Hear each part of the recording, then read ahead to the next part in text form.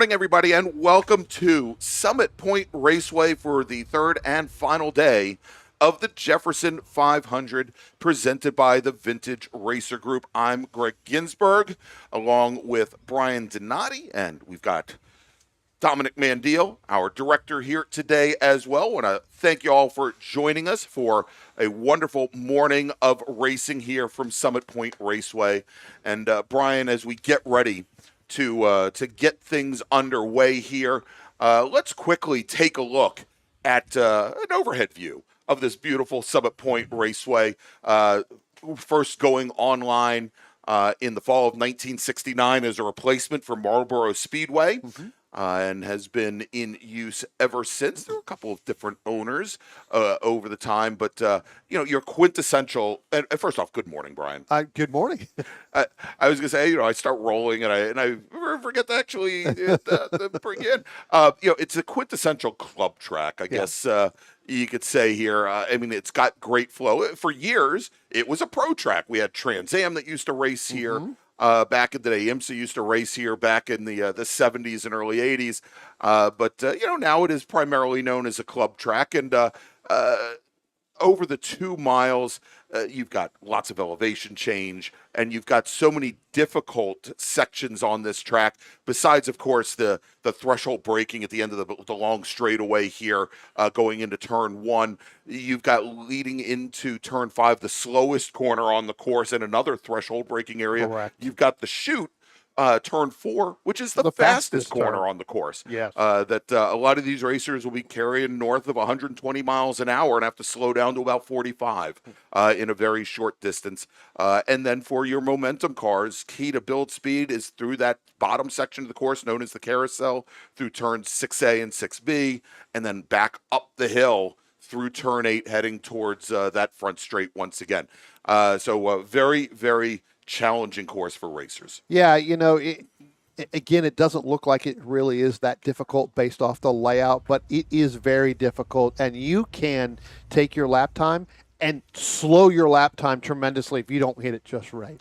All right, so Brian, getting word now that our first race group of the day for our IMSA RS, our smaller bore IMSA and TransAM 2.5 reunion racers getting ready to take the track for their final race of the weekend.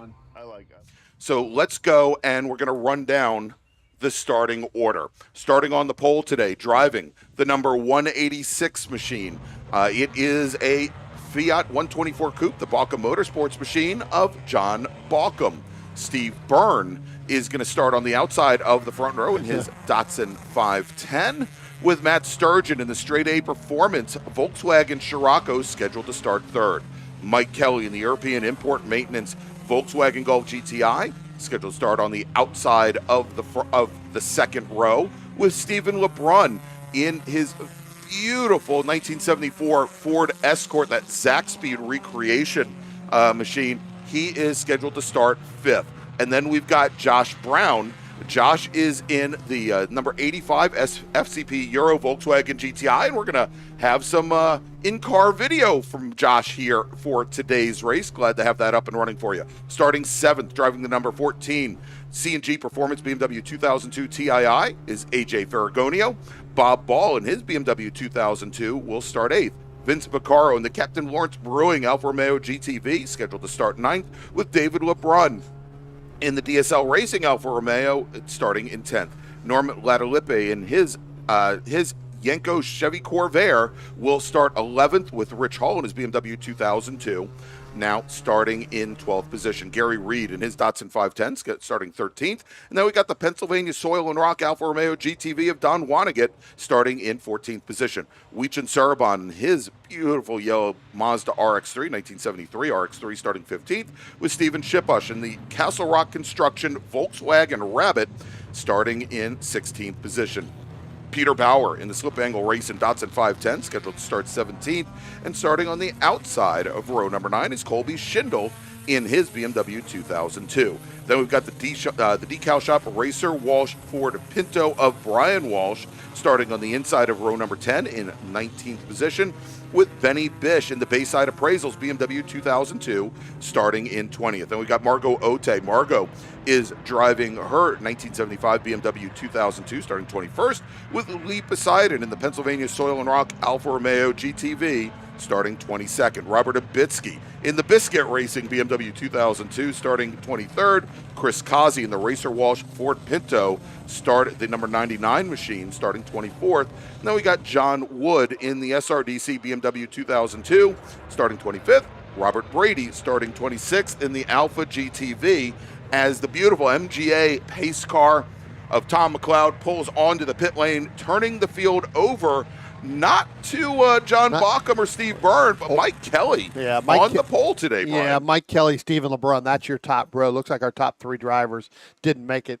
Did not, may have headed home as the starter looks over the field, and green flag is in the air for this final day, kicking off this final day of racing here from Summit Point Raceway. Stephen LeBrun and his Mark I Ford Escort, the 1974 Escort, jumps away from the rest of the field as they head down into turn one for the very first time. Mike Kelly sticking to the inside to hold off Josh Brown and hold off the 2002 there of Bob Ball, along with Vinny Vaccaro and his Alpha GTV, as they come out of turn two for the very first time, Brian. Yeah, I tell you what, they come out again. You talked about Stephen LeBrun. He's way out there. Mike Kelly really having to hold off AJ Ferragonio and Josh Brown, along with Vince Vaccaro in there, as it looks like Vaccaro and AJ Ferragonio, they're going to go side by side coming up through turn three, down through the chute. They're still going to be side by side. Now Ferragonio is going to have to tuck in behind the Vince Vaccaro in that 199. That's right. So both Bob Ball and Josh Brown getting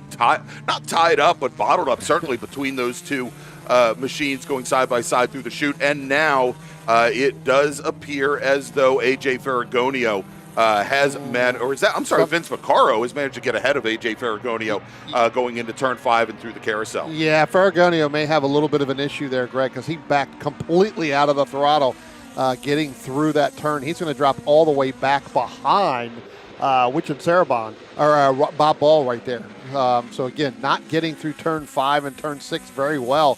Ferragonio is going to have to work hard to get back up to the position of where he was, and that's racing Vince Vaccaro. As they come down through the start-finish line. And Dominic, if we can, let's go. I do believe we have some in-car camera from Josh Brown. Let's go ahead and pick that up as he heads down into turn 1. There you see it. There's Josh Brown in that number 85 machine. He's going to really work hard here coming out of turn number 2 and heading up in turn 3. Let's see if we can continue to pick this up if it doesn't lock up with that in-car camera here. And this is kind of what we were talking about with the flow. This is kind of that off-camber turn here, Greg. You kind of come up. You got to let the car track way out to keep up the momentum as you come down. Here's where you were talking about.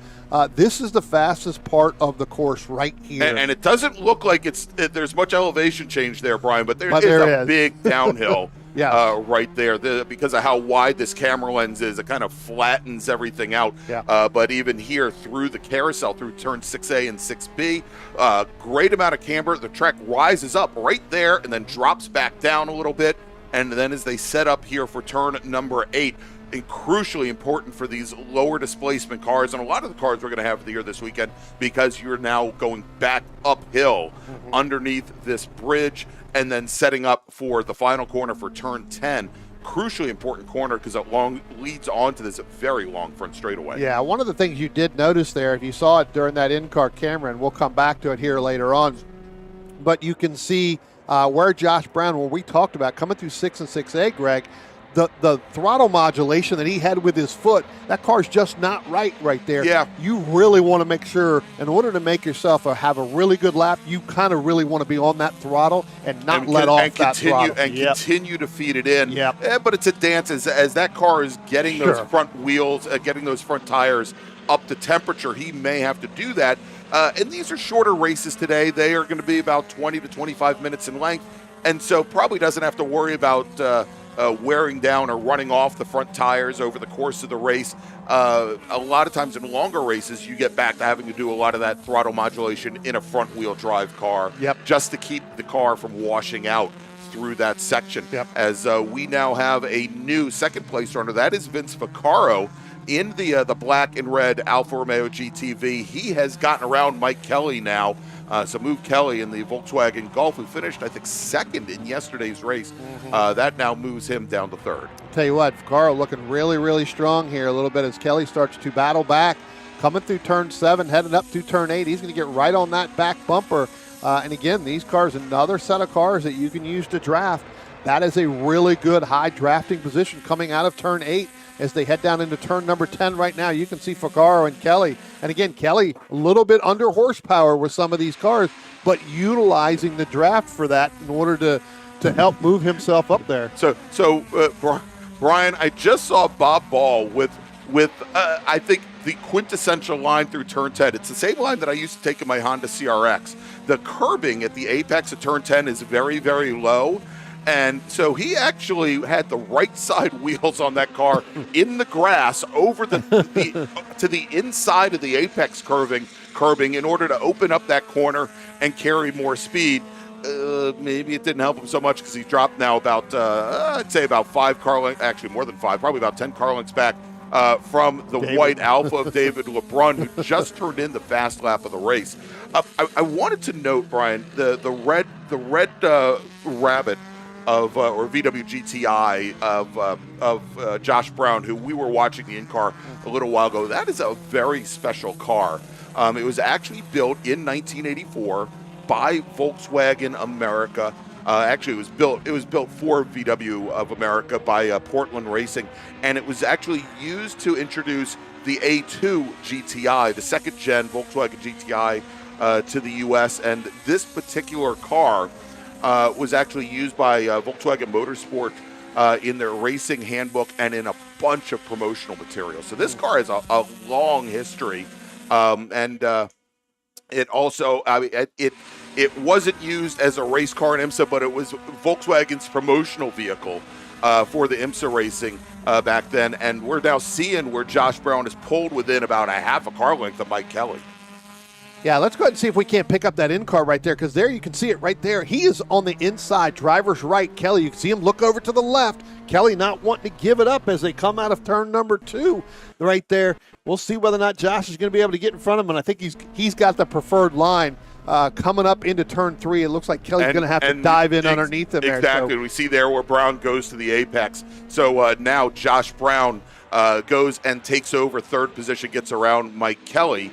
But in the meantime, that's also given Vince Vaccaro a little bit of breathing room, as he's got about 4 or 5 car lengths. But these Volkswagens, Brian, they've got real big front discs. They're real good on the brakes, and we see them closing up some ground to the Alpha ahead.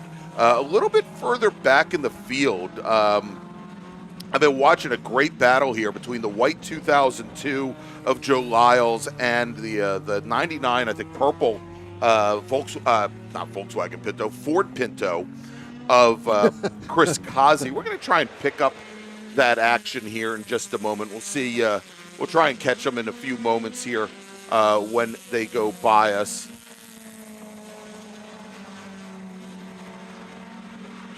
But so far, I mean, they've been within just a couple car lengths of one another.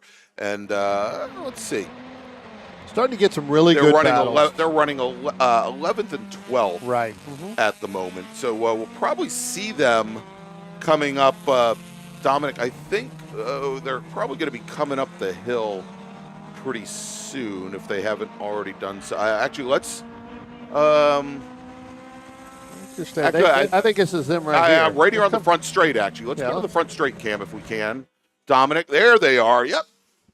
That is, again, the 206 of Lyles and the white BMW 2002. Chris Kazi running 11th and 12th, separated by about a half second. Let's see if we can follow them around a little bit here, Dominic. Now, as the Pinto dives to the inside on the BMW, not quite close enough to make that pass under braking, and a good fight going on right behind him as well. We'll check in with that in a few moments as well. That's Peter Bauer in the red, white, and blue Datsun 510. Lee Poseidon, Nick Lane. Had a great conversation with Peter Bauer last night. I actually saw that 510 for the first time, I think when it was debuted here about 10 years ago at VRG's Turkey Bowl event.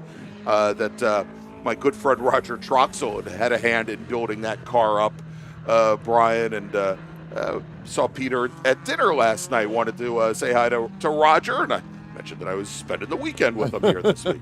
So great fight there. Yeah, I tell you what, that's been a good battle. That's been a hard-fought battle. Again, there's the Lyles and Cozy, and just behind that, you were talking about it with the Bauer, the Poseidon, and the Nick Lane. And that's kind of stretched out a little bit, although Poseidon is under heavy battle with Nick Lane. That's almost as a tough battle as it is up front that we were watching earlier on. Those two have been really, really hammering at it. But here comes our overall leaders. There you go. There's Steven LeBron going through there. Brian, starting to see, I don't know if it's tire rub, but something from the left rear tire of the white Alpha there having some issues. There was a big puff as they came out of turn 2 and started to run to turn 3. So we'll definitely want to see that. That again is David LeBron in the 67. Yeah. Well, just as we were talking about him, again, I think we got the old announcer's curse. When we talked about Nick Lane, he was right up on that back bumper of Lee Poseidon in that number 57. Well, he ended up going 4 wheels off. He has continued. He's just now going down into turn number 1, but Nick Lane going 4 wheels off, I believe, somewhere right around turn 5. Again, able to continue, but that battle we were watching. And Greg, we've got the 511 we were just talking about. Peter Bauer, he just made the right-hand turn as you enter into turn 3. Going to take the back end, so his day is now done. His day is now done in that beautiful 510 as he pulls off. Let's try to get to the rest of the cars that were in that group with Lee Poseidon, Junkins, Lazinski.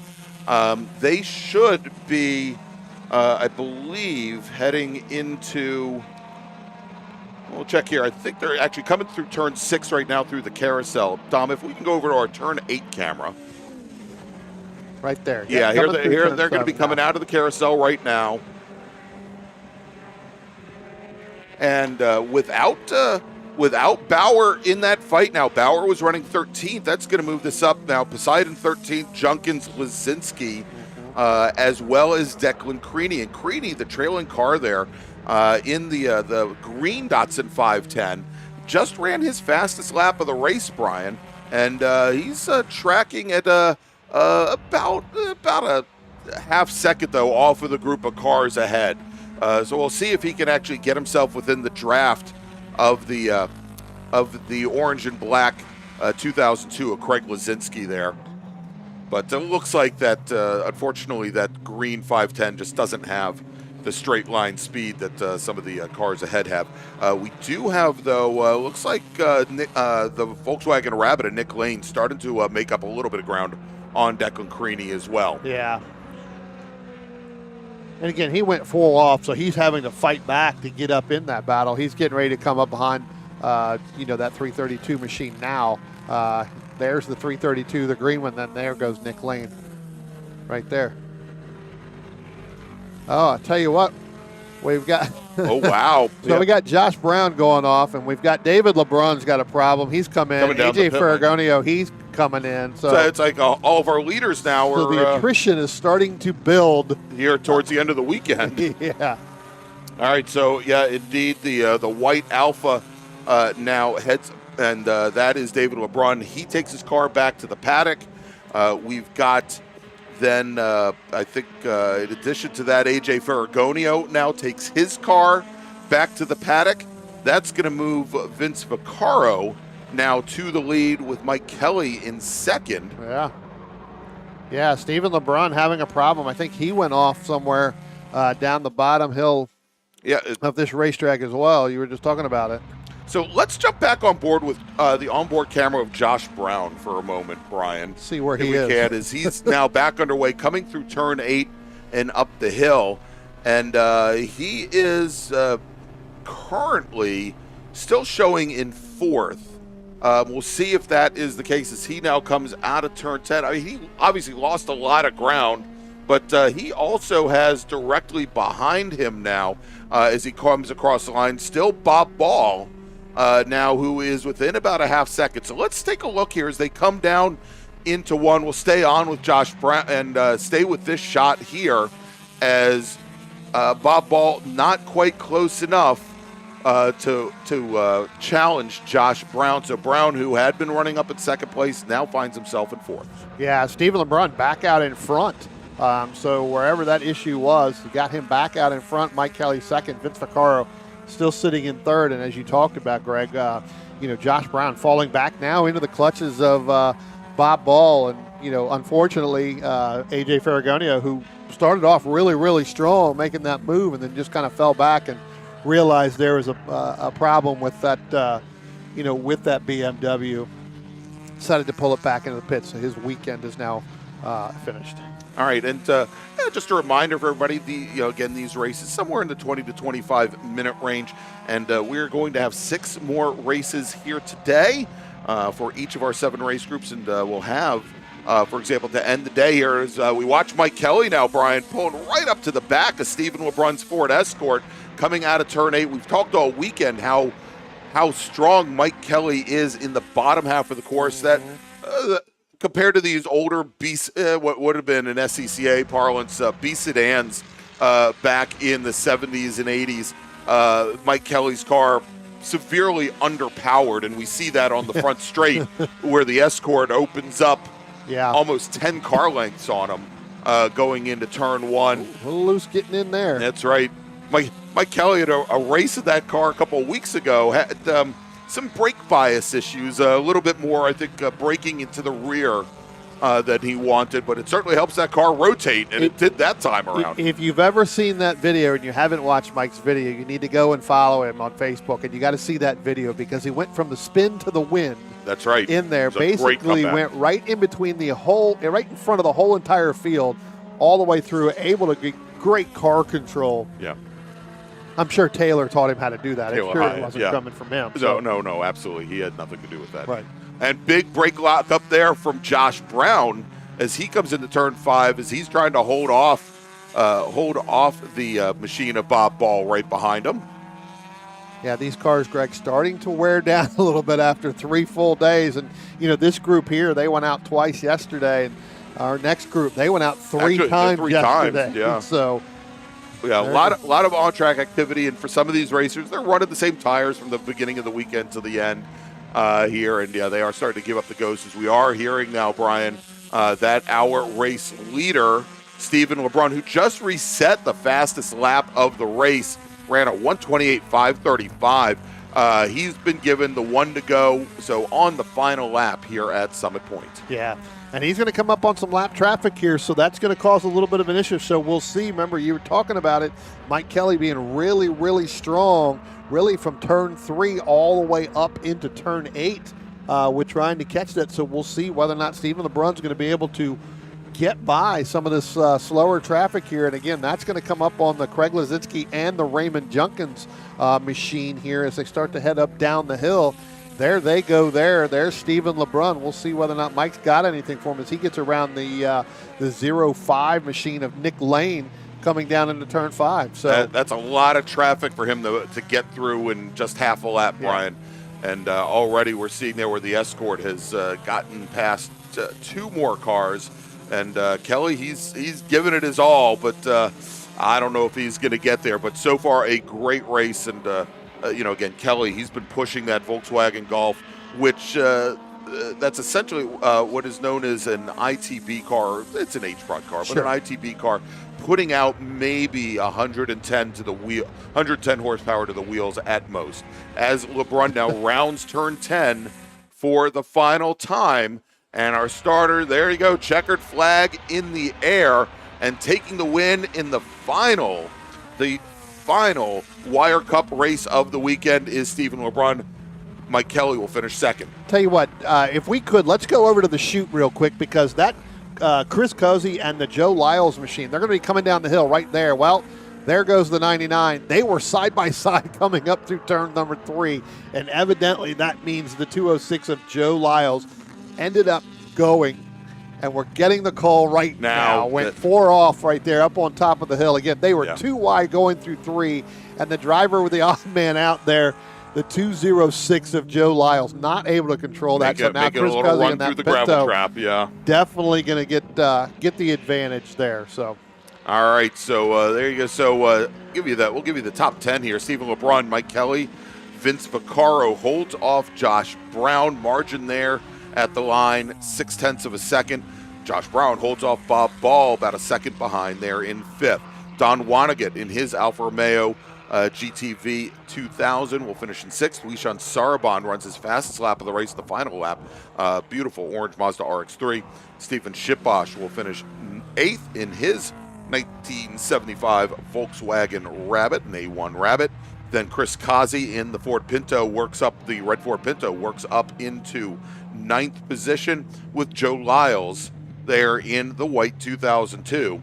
Rounding out the top 10, and those 2 racers, they're side by side, Brian, coming around the course, congratulating each other on a great race. They are the last racers to take the checkered flag. So let's do this. Before we take a break, Brian, I'd like to bring up the upcoming VRG schedule here. Of course, the next time VRG races will be in mid-June at the Vintage Motorsports Festival, the 11th edition at Thompson Speedway.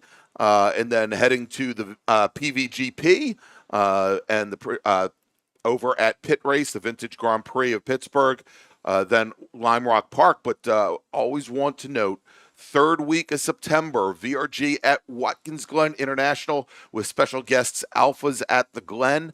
That will be broadcast here by GP Productions. And then to round out the season, the Michelin Raceway Road Atlanta, and then once again here at Summit Point Raceway, the Turkey Bowl, mid-November, will be broadcast live for you on the Vintage Racer Group YouTube channel by GP Productions. All right, let's take a quick break, and when we come back, we will have more racing action for you. Next up is going to be the Cunningham Cup, our big bore racers here at Summit Point Raceway. We'll be right back. Want to get started streaming your races? Or make your current live stream more captivating? We've helped hundreds of drivers create engaging live streams. It's simple. Create a new stream event, grab your camera, and start streaming. Head over to myraces.live to sign up for a free account. Or join us in our community Discord. Stream, share, engage.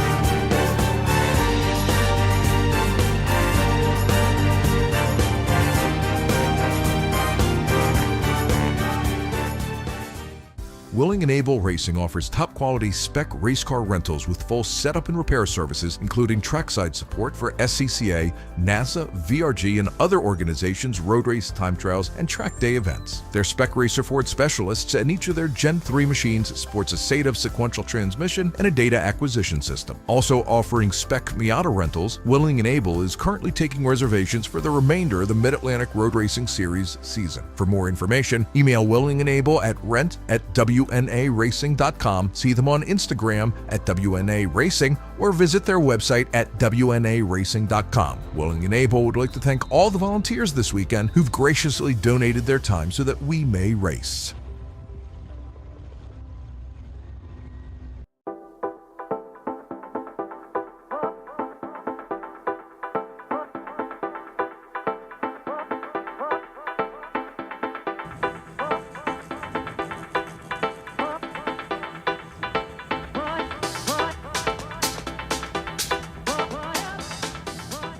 Combining the art and science of going fast, Peter Krause provides professional, private coaching and analysis for sports car drivers at many East Coast tracks, including Virginia International Raceway, as well as remotely via Zoom. A multi-time championship-winning race car driver, award-winning mechanic, and automotive historian, Krause can communicate effectively both the psychology and methodology of going fast. Pioneering the use of GPS data and video logging technology to advance driver performance in club-level, historic, and entry-level professional series since 2001, Peter relies on data-driven data-driven objective measures, creating successful strategies to make his drivers faster. An expert in AIM, VBox, Motec, and Garmin, as well as other systems. If you have questions on how to get more out of your data, schedule a consultation either in person or remotely to leverage the power of your tools to improve your driving. For more information, call 919-740-1871 or visit www.peterkraus.net today.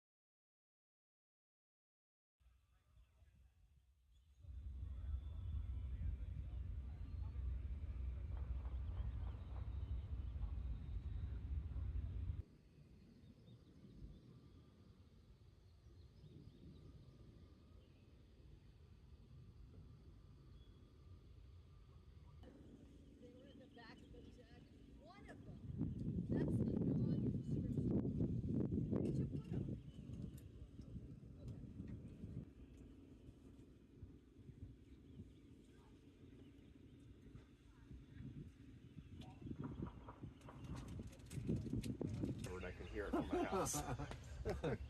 It's been broken for a while, so he hasn't brought it here in a long time. He's driving a brown Volvo. Yes. Okay.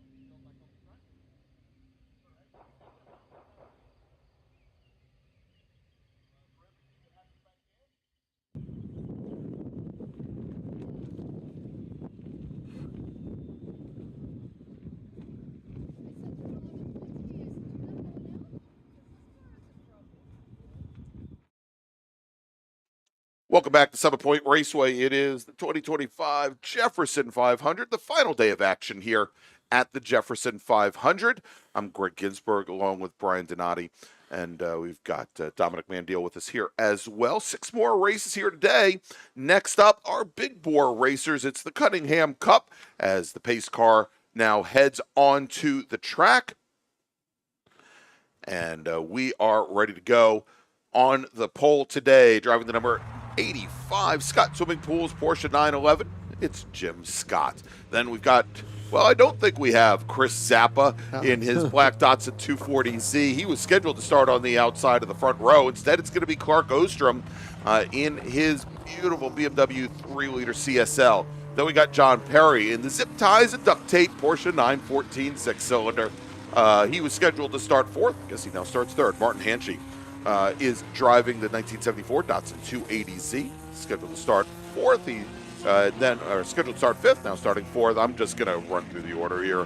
Ken Fitzgerald in his Lotus Esprit X180R, then Alan Friedman driving the 1973 Porsche 911 RSR, and I believe that's the green Porsche, indeed. Then we got Bob Lane in his 1978 Porsche 911 SC, followed by Frick Boney in a 1974 Datsun 260Z. Gilbert Grable in the GSB Racing Ford Mustang, scheduled to start 10th, with Nader Fartui in a 6-cylinder Porsche 914, a 1972 chassis, starting in 11th.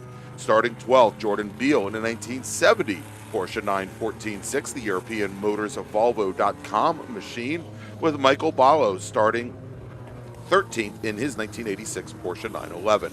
David Dean also in a 911, 1969 vintage, the 153 car, scheduled to start 14th, with Scott Kruger in the ARC Racing 6-cylinder Porsche 914, starting 15th. Starting 16th in a 1972 Datsun 240Z, George Wright, with Jim Lenahan in the Vintage Racing Services Porsche 914-6, starting 17th.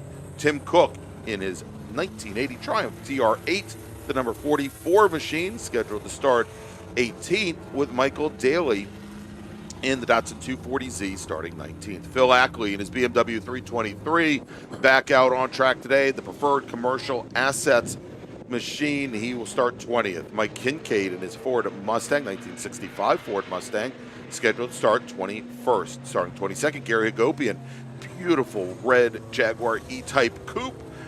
Then we got Roy Crowningshield in his Datsun 240Z, starting 23rd. Peter Borman in his 1970.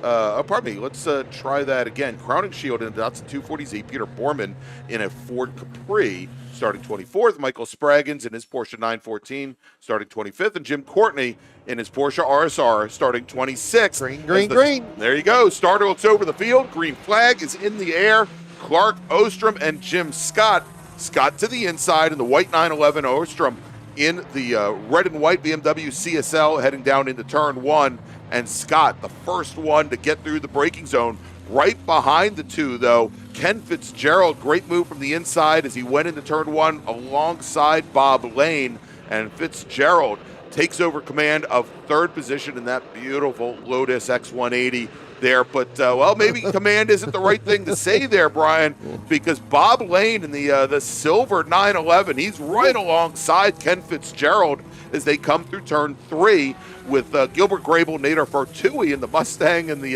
914 going through there. It looks like the Mustang has cleared the two 914s there of Fartui and Jordan Beal. Yeah, I tell you what, Nader Fatui, and there's Dennis Dean right behind him. So you've got Dean and Fatui. That's the law firm, right? They're right. Back together again, coming through there. But you talk about Bob Lane. He did not want to give up that position early to Ken Fitzgerald. And if you're some team that uses a spotter right there going through there, that would have been, that call over that radio would have been at your door very tight. Exactly. At your door very tight, hold your line, because that would have been disastrous for both of them had they not hold it. And the Mustang goes a little wide. Just a little, as in into the dirt and grass, Brian.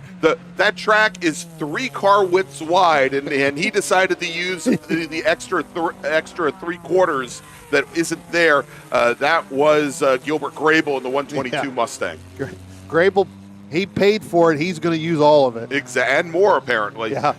There, as Ken Fitzgerald now gets around the BMW of Clark Ostrom, so move Fitzgerald in the second. The first race of the day, the first race of the weekend, Fitzgerald finished in second position in this group. Of course, it was somewhat of a damp track. Great move we just saw there going into turn one. Phil Ackley on, I believe that was Michael Daly in the was that the Datsun of Michael Daly? I think so. Yeah, in the 240Z. Yep.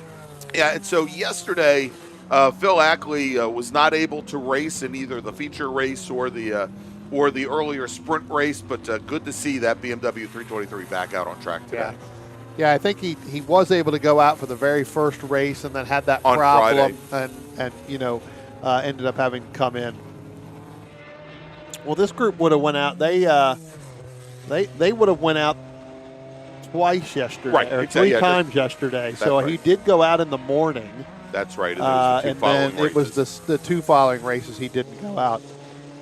He was the one who received a black flag, and Bob Lane goes away off in turn number 10. Let's go to our other camera, our front straight camera. We might be able to pick up where he is. Let's see if I bring that down. There he is, right there, right behind the telephone pole. And I think he's going to be buried in there. All right, so we'll see here. We're going to listen to race control. May end up having to send the emergency services team to pick him up. If they do, then likely we're going to be going to a full course caution. But Brian, the big brake lock up there going into 10, and turn 10 is not what I would call a threshold braking corner. So, we'll see here as we wait to hear from race control. Yeah. Right now, though, Jim Scott in another Porsche 911 just ran the fastest lap of the race, and he continues to open up the gap now as Clark Ostrom, I believe, had gotten back around Ken Fitzgerald. And indeed, we are going to a full course caution here. And as we do, Brian, again, Clark Ostrom, I almost missed Clark because he actually blends in with the red and white curbing here at the point.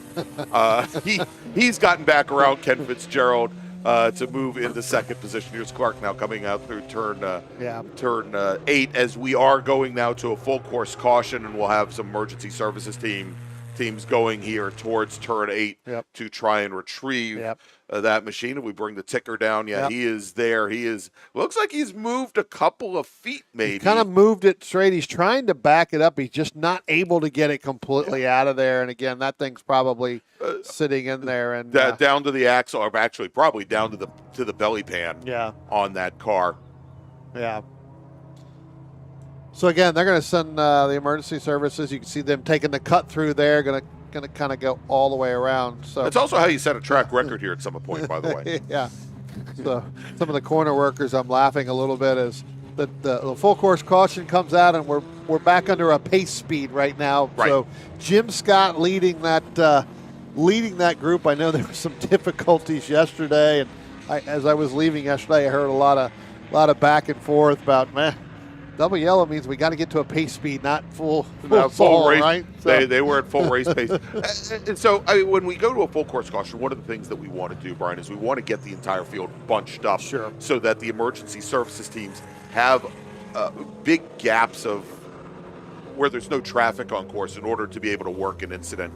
As we got a couple spectators, actually a lot of spectators here this weekend at Summit Point Raceway for the Jefferson 500. Unfortunately, there are places that our cameras can't pick up down in the carousel. Actually, they're just behind this camera right here.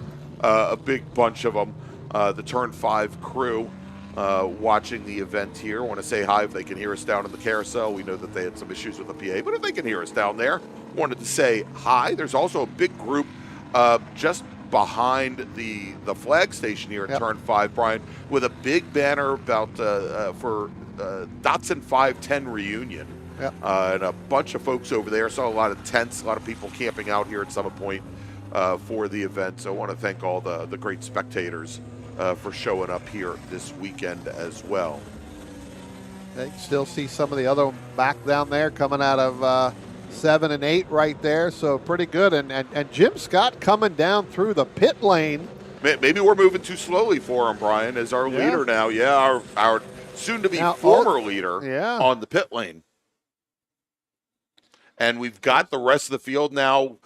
He did his job, Brian. He got the field packed up behind him here. But Clark Ostrom is your new leader.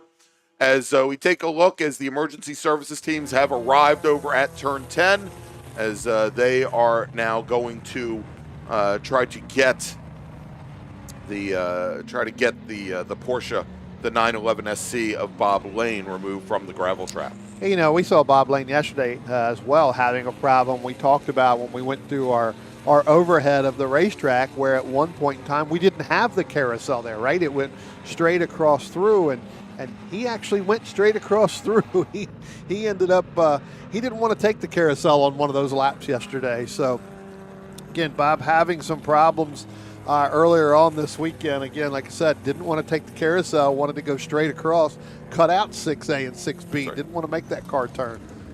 All right, so we got a couple people in the chat. I want to say hi to Mike H., who said he says he lives about 20 minutes from the track here at Summit Point. I was going to say, if you want to come on out, watch some racing, come on down and see it live. But of course, we prefer that you watch us here on YouTube, because we're just that good. We're. This is not a Kevin Harvick and a Clint Boyer episode here, although it could be. Yeah, it could very well be. And K24 Impreza was here for the past 2 days, shooting photos around the course. I want to thank you for joining the coverage here today and watching from the comfort of either your home or your car or the grocery line or wherever you might be, watching the Jefferson 500 as we are currently under full course caution here for our big car group. And we now have Bob Lane's Porsche out of the gravel trap, Brian, and we'll see it here when we go to our next shot. Yep. There it is. I think they're waiting for the entire field to go by, and then hopefully Bob Lane will be able to rejoin the action, although I don't see that car moving just yet. Yep, there he goes. He's moving now. So there he is. Now he's back underway. And the big Ford F-350 will tuck in behind him as well, hoping to get that draft. No, they're going to make that. They're going to make the left-hand turn. They're not going to cut across the racetrack. They'll make the left-hand turn, go out the gate, and turn around and come back. And that's exactly what come they're back doing through. right now. Yeah. All right, so next time by, we're getting word that we will be going back to green flag racing. Those full course, the double yellows at each one of our corner stations will drop. And next time we come by the front straight with a couple minutes left, we'll probably get another lap or 2 laps here under green before they bring out the checkered flag. But Clark Ostrom, our new leader. And Brian, I'm wondering now, as Ken Fitzgerald has had a couple laps to get the tires cooled down, you know, he made early on a real strong move to get around Clark Ostrom's BMW, if he'll be able to possibly retake the lead. Yeah. Knowing that there isn't a lot of time left on the clock. Yep. Yeah, we'll see. I mean, you know, again, with you know, if they don't have any radio communications, you know, in those cars, which most of them do not, you know, they may not know that we're going to go back to green at this point in time, and so it'll be, you know, obviously up to Ostrom to lead it, and you know, you see the big gap between Fitzgerald and Gilbert Grable. I think Grable needs to get up on that back bumper of Ken Fitzgerald in that Lotus if he wants to be able to make some type of move. Kind of slowing down now, starts to pick up the pace a little bit. You could see.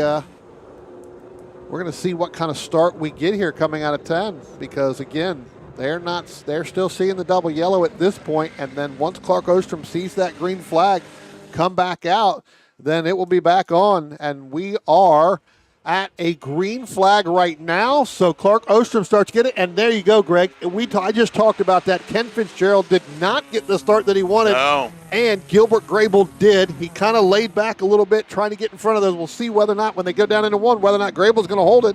Fitzgerald's going to try to move there. Then you got to throw in Jordan Beal in that 914 Porsche. He tries to do it as well. It looks like we got one of our cars there locking it up, going through there. That may have been George Wright in the 38, I believe. Yeah, I was going to say, I think the Datsun 240Z of Wright, the red, white, and blue machine, locking him up. And here comes that Mustang up the inside on Fitzgerald. And now I think Fitzgerald finally gets things righted. Yeah. Not George righted, that is. As they come out, as they come through 3 and start to head down the hill. That Lotus looks very strong through the chute and under braking as well into turn 5. It helps that Fitzgerald uses all the track there and carries, I think, a lot more speed past the apex down the hill than a lot of our other racers do. But now we've got the red 914, Jordan Bell, right on the back of the Mustang, Fartui and Kruger in their 914s as well, Brian. And it's a bunch of little 6-cylinder mid-engine Porsches trying to beat that Mustang up to turn 10. Let's take a look here as they come in, and the Mustang able to finally get ahead of steam as they make it through the final corner and onto the front straight. Yeah, Gilbert had me a little bit nervous because the last time he was under pressure there, he didn't do so well. No, coming down through there, ran a little wide. Yeah, and so I was thinking, well, with all those pressures from the 914s there, he may end up doing the same thing. And now we're going to go down into turn 1 to get a little bit of lockup right there, get a little sideways, save it. Hopefully hold on to it. Jordan Beal, let's see. I do believe he's going to save it. He is. He's going to stay outside. Wow. And so he loses a little ground, but Brian, watch this as they come out of turn 2 as getting just ahead in the silver 914. That was Nader Fartui. He drove Beal all the way to driver's left. I don't know if he knew that Beal was more or less alongside of him. And Beal now gets right back around. Fartui holds off Beal as they come down into turn 5, sitting right back behind him. Scott Kruger going, where do I go? Where do I go? What do I do? Yeah. Again, another call that would come across the radio. Drivers at your door, stay tight. Tight, hold your line. He's tight on your door. Well, you know, interesting, when we look back to the prior race, when we were on board with Josh Brown, and you can see when Brown and Mike Kelly were side by side that time, coming out of turn 2, going into turn 3. And Greg, we've got Gilbert Grable again coming through sideways into turn number 10. Hold it in there. Don't move. Don't move. There you go. There you now go. Go and go Get quickly. It back in gear. There you go. Oh, not that. We don't want to do that either. I mean, he must think he just won at Daytona. Well, he's going to go across and get back on pit. Yeah, well, yeah. That's the easy way to do it. I'm done. I'm out of here. All right, so that I think ends the day for Gilbert Grable in the 122 Ford Mustang. No, he's coming back. He came down pit road, did the speed limit. Go to the front street, the camera. There we go. Look, he's back. Made the run down the pit lane, and Gilbert Grable rejoins the action. It's going to put him towards the back of the field, but Brian, I mean, we saw before, he was having some issues with the approach to turn 10. And on the prior lap, when he had the 914s behind him, the car, whereas he had issues getting the car turned in and couldn't get the nose to go to the apex, on that prior lap, the rear end just completely walked around on him. Yep. And I think we saw there as he tried to get that car righted, he's got a good amount of torque. Yeah. I mean, the call across the radio was, coming in and basically the 122 off in 10, spun again in 10, spun again in 10. It's like, the person on the second floor wanted Daytona was sitting in the grass and sitting in the infield there doing donuts for the adoring crowd. The problem is that there was nobody adoring what he was doing there at turn 10, especially not the racers that were coming under the bridge and saw that happening. Still a race going on. Oh, my. That was great. Yeah, and now, during that, now you're going to end up, if you're down in 10, you're going to have to really be careful, Greg, because you really can't see it here, but you can see it on the very outside, but across the way here too. That's a lot of gravel right in there, on the very right side. So, really what ends up happening is that these drivers have to negotiate that gravel and know really what's going on. So you got to take care of what you got coming in 10, which that really does slow the entire field down because now they know it's there.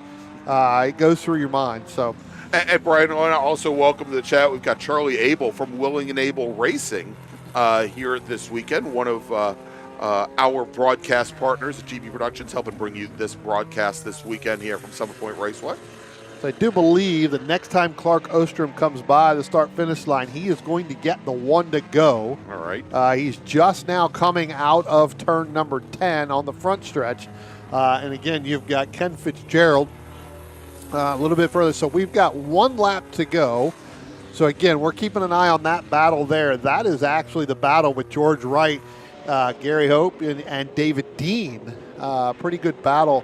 Well, I think that's Phil Ackley. Scott Kruger in the let's take a look here. Phil Ackley, George Wright in the red, white, and blue Datsun. Yeah. Just ahead as Wright got around Ackley to start that race. And then we've got Gary Hagopian in the Jaguar E-Type Coupe. Hagopian, who last year came to us racing a very different car, came to us racing a 1974 Porsche 911 that he had built up from scratch this year in this beautiful E-Type Coupe. Yeah. And he's going to try to come down the inside underneath Phil Ackley. He's just not quite close enough to get that done.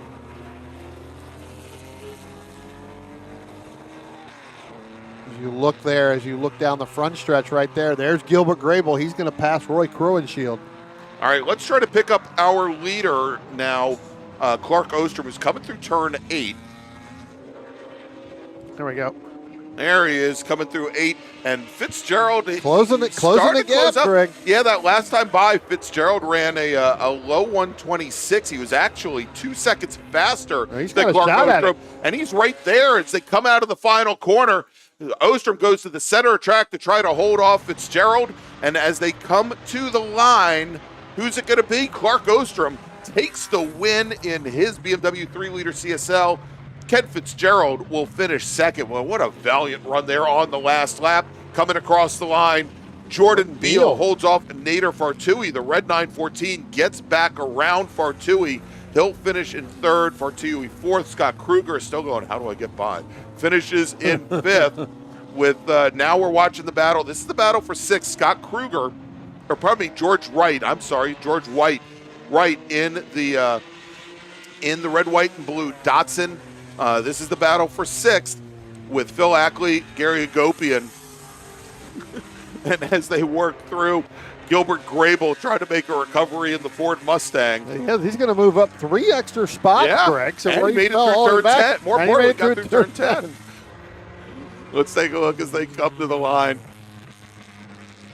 And again, for the last time this weekend, our big bore racers, great run for them here at Summit Point Raceway as part of the 2025 Jefferson 500. And I want to welcome Tom Carroll. I know Tom well. His daughter now lives about a half a block from my house, Brian, down in Charlotte. Yeah. He says he's waiting to go out. He's at what used to be known Well, I was as going to say, FedEx if he's Field. at Now, FedEx Stadium, he's at the wrong place because now it's Northwest Stadium. now Northwest Stadium. What used to be FedEx Field. Right. The Sports Car Club of America has their Pro Solo Correct, yep. there that weekend. Yep. And so, hi, Tom. How you doing here? But great run for our big bore racers. So we're going to take a quick break. When we come back next, we're going to be going from the big bore cars to the not as big bore cars. It's for our 1.3 liter and above small bore drivers here at Summit Point Raceway, where you're watching the 2025 Jefferson 500 presented by the Vintage Racer Group. We'll be right back. Want to get started streaming your races or make your current live stream more captivating? We've helped hundreds of drivers create engaging live streams. It's simple. Create a new stream event, grab your camera, and start streaming. Head over to myraces.live to sign up for a free account. Or join us in our community Discord. Stream, share, engage.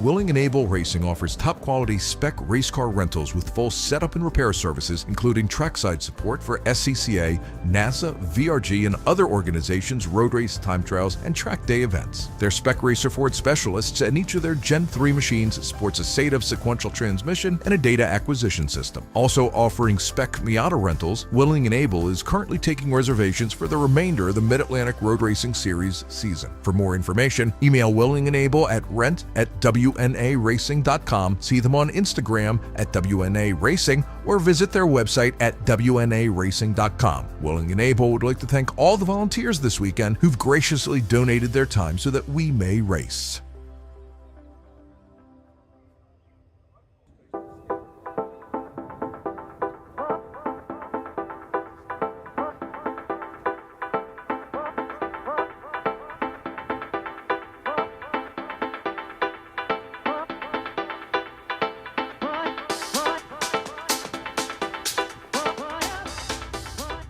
Combining the art and science of going fast, Peter Krause provides professional, private coaching and analysis for sports car drivers at many East Coast tracks, including Virginia International Raceway, as well as remotely via Zoom. A multi-time championship-winning race car driver, award-winning mechanic, and automotive historian, Krause can communicate effectively both the psychology and methodology of going fast, pioneering the use of GPS data and video logging technology to advance driver performance in club-level, historic, and entry-level professional series since 2001. Peter relies on data-driven objective measures, creating successful strategies to make his drivers faster. An expert in AIM, VBOX, Motec, and Garmin, as well as other systems. If you have questions on how to get more out of your data, schedule a consultation either in person or remotely to leverage the power of your tools to improve your driving. For more information, call 919-740-1871 or visit www.peterkrause.net today.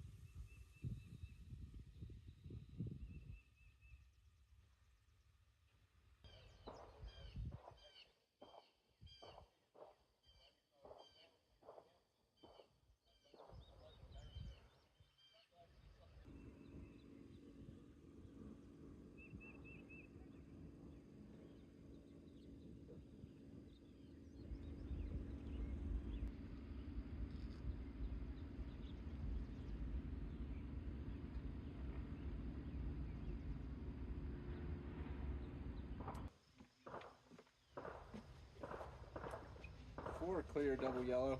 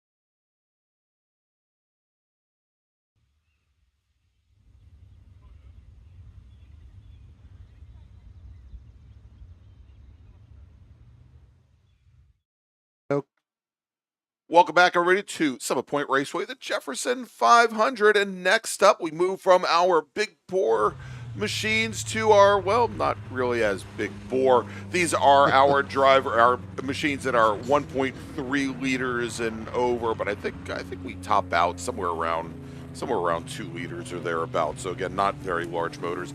Actually, I think 2.5 liters now that I look at it. Let's start off here, Brian, with our starting order on the pole today, driving the number 29 BDI Vintage Triumph TR250. It's Henry Fry.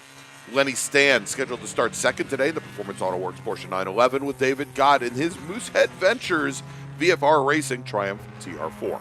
Then we've got the Mazda Miata of Bates McLean, and Brian and I have a little game going to see how many positions Bates loses on the open here. Triumph TR4 of Mark Wheatley scheduled to start fifth with David Bearden in his 1972 Porsche 911. That's a 2.4 liter machine. Starting in sixth position, Jeff Baer in his 1967 MGB starting seventh, and a couple more MGBs.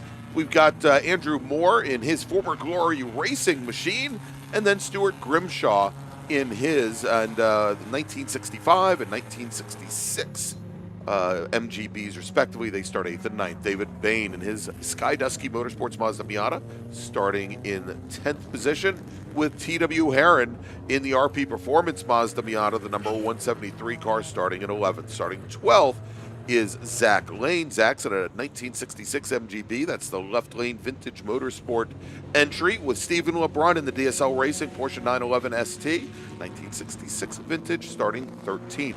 Starting 14th today, driving the number 176 M&P Specialty Automotive Mazda Miata, Joe Mills, with Craig Seifert starting 15th. He's in the, again, I only read him, I don't write him, the Jag-Off Racing Mazda Miata. Then we got Michael Lawton. He is in the Alfa Romeo Spider, and he will start 16th today. And I was looking to say, actually, I don't know if he's actually going out, because it looks like he's still in the paddock from looking at his car. We actually had his in-car video up and running for a moment there. Kevin Delaird in his Mazda Miata starting 17th, with Kristen Poole in the 1974 Porsche 914-6. She's going to be starting 18th, with Justin D'Antonio in his Mazda Miata starting 19th, and Brian Cotter in a Mazda Miata, rounding out your top 20 drivers. Brian has that beautiful MGA of Tom McLeod now on the pit lane, turning things over to, I believe that is Henry Fry in 1968 Triumph TR250, yellow car to the inside, along with Lenny Stan in the white Porsche on the outside, as our starters. Looks over the field, green flag, it's in the air, and we are racing once again here at Summit Point, as the TR250 and the Porsche, they seem pretty even at the jump, Brian, but now we have Henry Fry. He jumps out ahead of the Porsche, goes center of track to hold him off, and as they come down into turn one, it is Fry, it's Stan, it is then the green and yellow Triumph TR4 of David Gott, with Mark Wheatley in his Triumph TR4 right behind. And there you go, Bates McLean. He only loses a position, at least early on, Brian, but I think he dropped back some more as they come out of turn two. Make that 2 positions, as he is now following Mark Wheatley as well as David Gott as they come through turn 3. Yeah, it's only dropped 2 today, so he's he getting was better. up on the wheel there, got that start going there, and again, there's a little bit difference in horsepower starting with those Mazdas versus that. He's going to go driver's left coming down into the fastest turn here as we get down into turn number 5. That Miata's going to handle just a little bit better than Mark Wheatley's Triumph TR4 going through there, so we'll see whether or not. Oh, and we've got number 50 there. That is going to be Andrew Moore. He has spun right there in the camera. Thankfully not in the camera, but down right in the carousel. Yeah. Thank you for leaving one of our. We had enough problems with our cameras yesterday. I didn't need any to start off today. As the number 50 machine having its issues here early on, and he now gets that car back underway. And that was a product of just trying to get back, I believe, Greg, still having some cold tires there, trying to get it work himself underneath. I believe trying to get underneath David Gott at that point and trying to get under that Bates McLean machine to try to stay with Wheatley as well. And that just did not work out for Andrew Moore. Yeah, so the former Glory Racing machine now drops a number of positions here as our leaders come across the line to start lap number 2.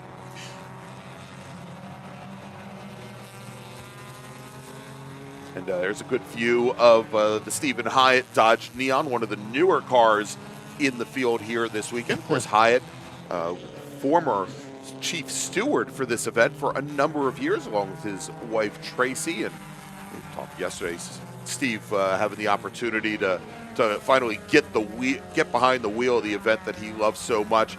He and Tracy planning to go out and race at Indianapolis a little bit later this year with another organization as well as they start to do the Vintage Racing World Tour. Great fight there coming down through turn 5.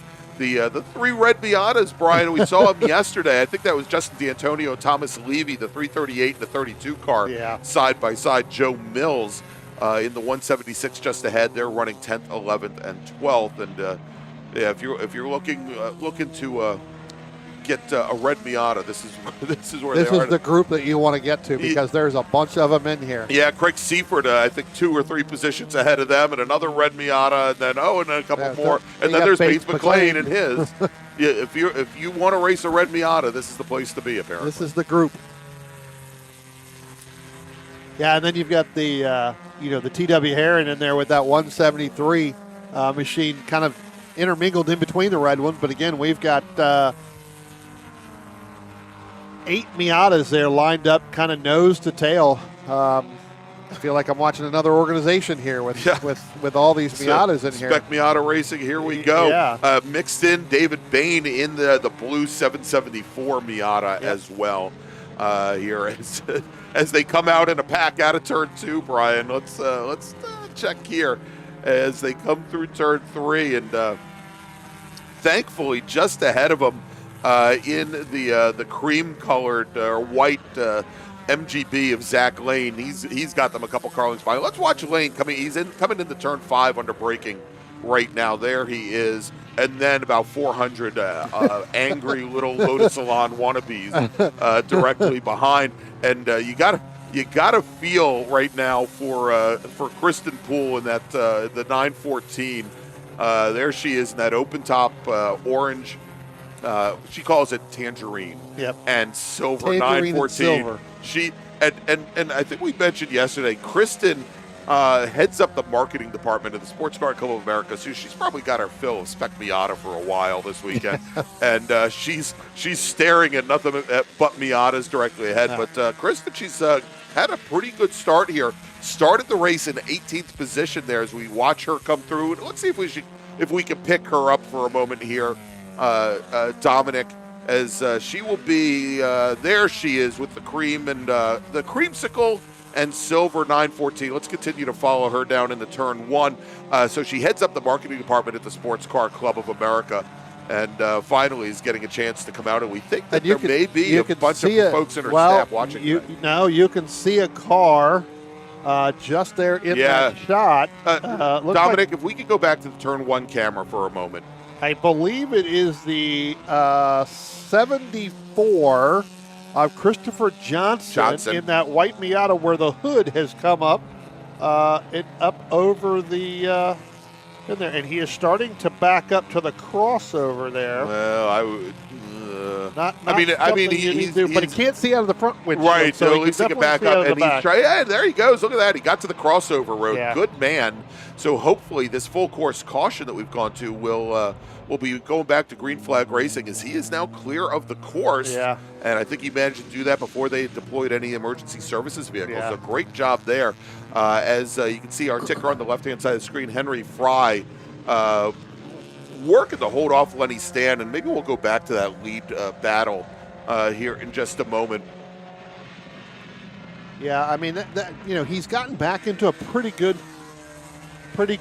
further back there, and he's backing up even more. So he's getting completely out of the way here. So looks like, looks like we may be able to get him all the way around, and then really quickly go back to green. We saw this yesterday, Greg, where we had, the leaders right here.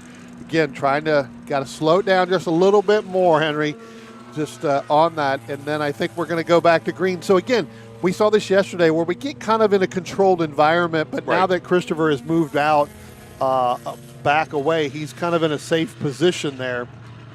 Yeah. With that hood that came up. I tell you what, there was a little bit of debris on the front stretch here, just past start finish. I think it may have gotten over the So, Brian, I ground. wanted to pick out here. So, as Henry Fry's got Lenny Stan and David Gott behind him, we then have the rest of the field. They're coming into turn 3 now here with Bates McLean, Mark Wheatley, then all of our 400 or so Miatas coming through turn 3. So, there's going to be a big gap there as our leader now is coming under the bridge and towards turn 10. So, let's go back there for the start. They should be coming. They already come underneath the bridge. It's Henry Fry, Lenny Stan, David Gott, your top 3. Triumph TR250, 1970 Porsche 911, 1962 Triumph TR4, and green flag is back in the air. Brian, we're back underway here with 11 minutes complete in our Marlboro Cup small bore race. Yeah, I tell you what, we go down into turn 1 right now. Good start there by Lenny Stan. He's going to put the pressure on Henry Fry right off the bat.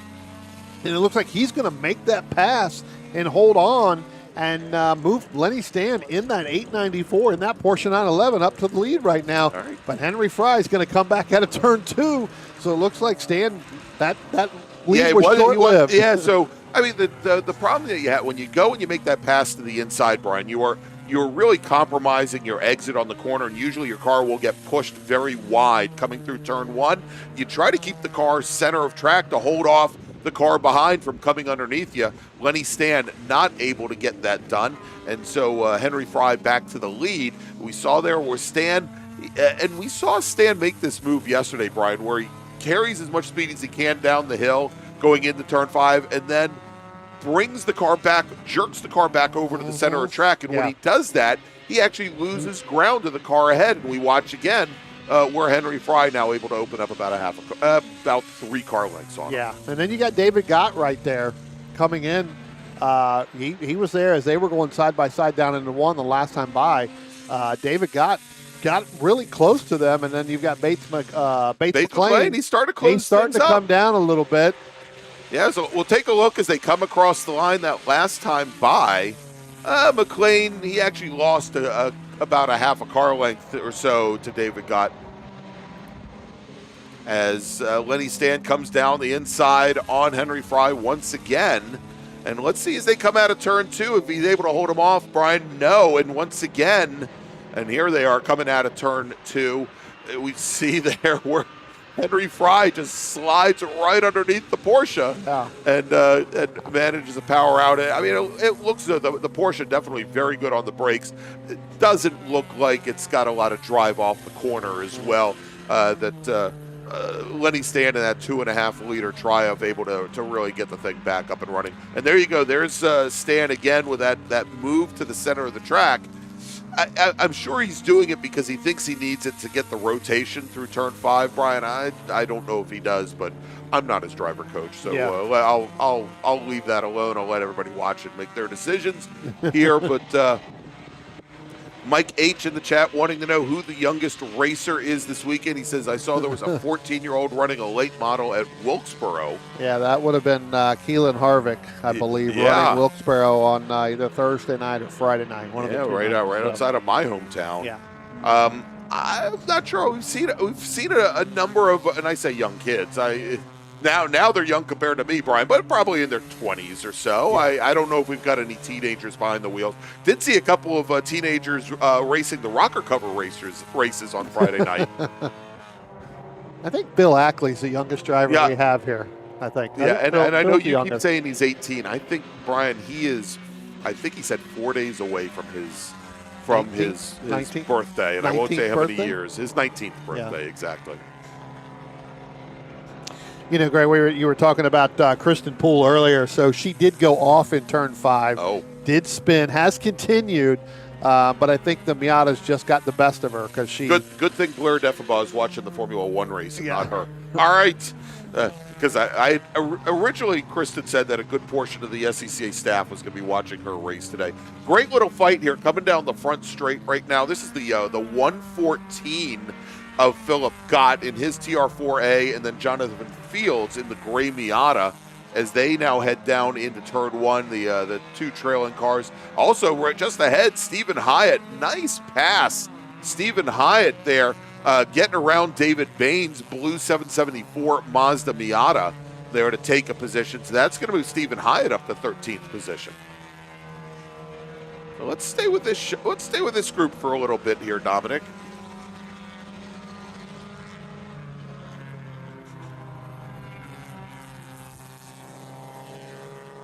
As we stay through that, stay on this shot right here. Watching, there goes Hyatt right there again. He opened that up. Quite a bit. It looks like one of our Miatas is really slow. I believe that's the 74, David Bain. The 774, David Bain. Yeah, definitely off the pace a little bit. Although, I mean, he's back underway. Maybe getting through there a lot slower. We'll see on this shot here really how much the speed that he has got, because he hasn't come through there. So he's definitely well off the pace right now than a normal Miata would, especially going through there. Unless it was me in there. So.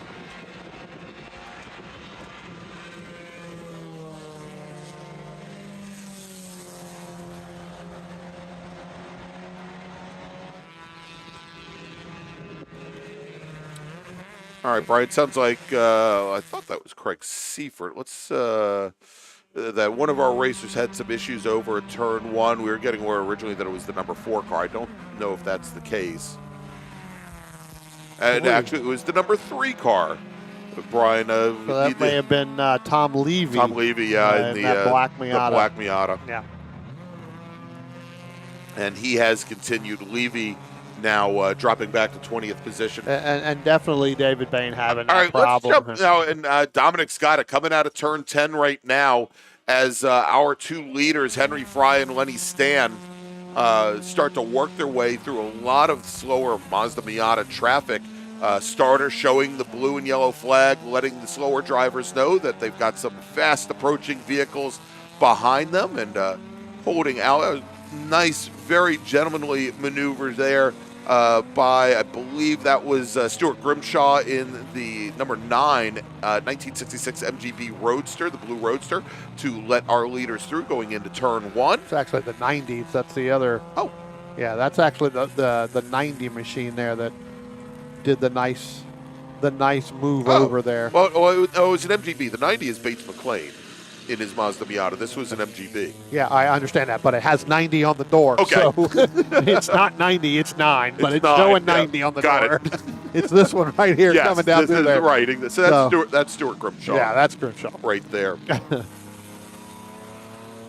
We know who he is. Maybe he doesn't know who he is. Well, I either that or the tape blew off that he had to cover up the zero. Cover up the zero yesterday. So. Yep, indeed.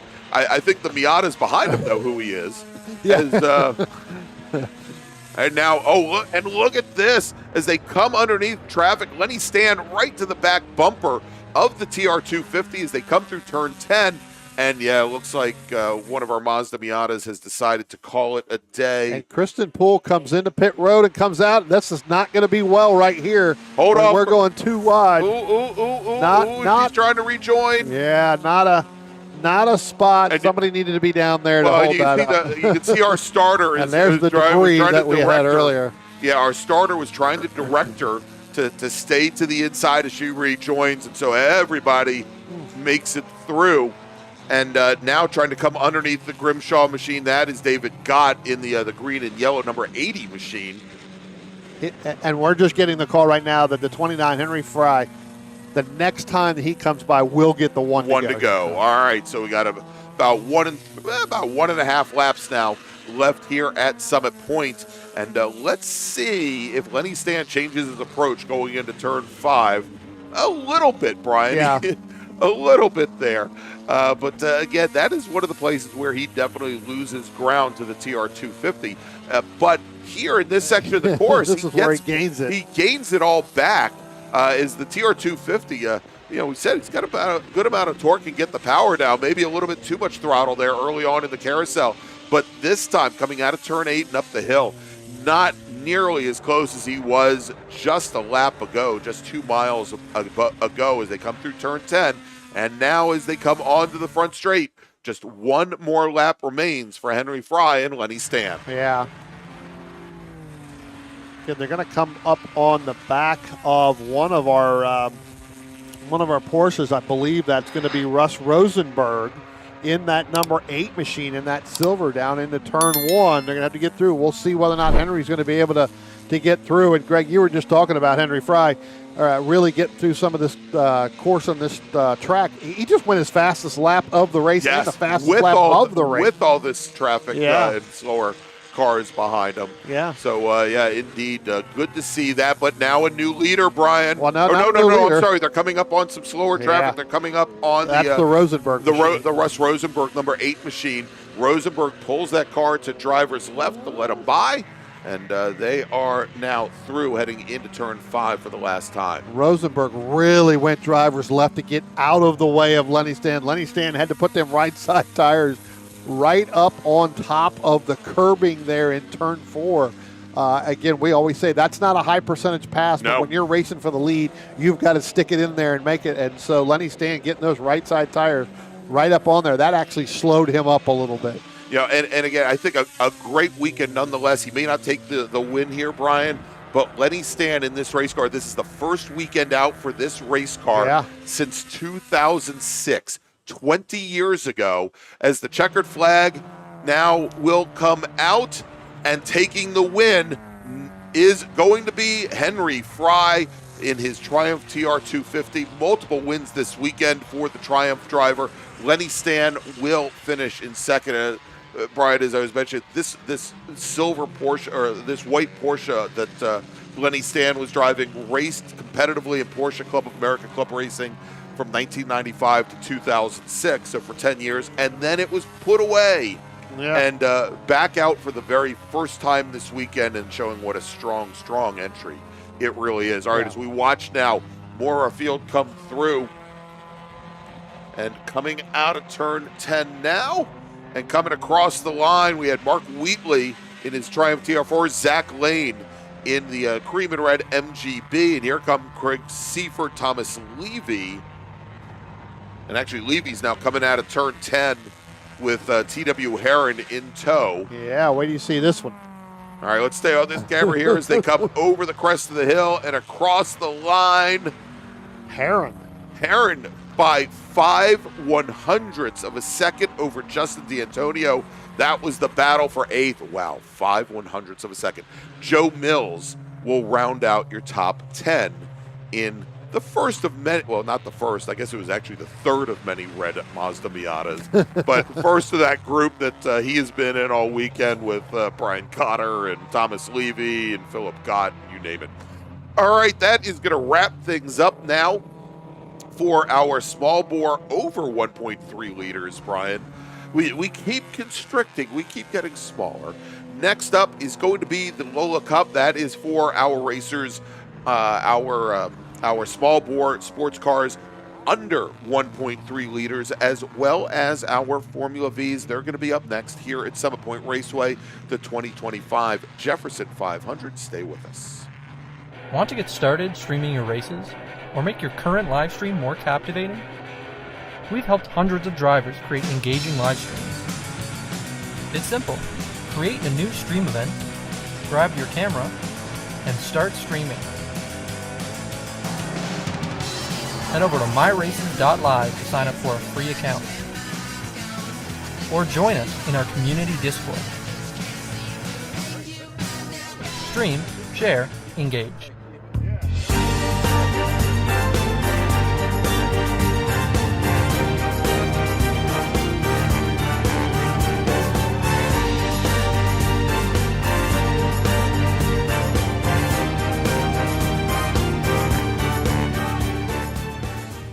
Willing and Able Racing offers top-quality spec race car rentals with full setup and repair services, including trackside support for SCCA, NASA, VRG, and other organizations' road race, time trials, and track day events. Their spec racer Ford specialists and each of their Gen 3 machines sports a SATAV sequential transmission and a data acquisition system. Also offering spec Miata rentals, Willing and Able is currently taking reservations for the remainder of the Mid-Atlantic Road Racing Series season. For more information, email Willing and Able at rent@WNARacing.com, see them on Instagram at WNA Racing, or visit their website at WNARacing.com. Willing and Able would like to thank all the volunteers this weekend who've graciously donated their time so that we may race.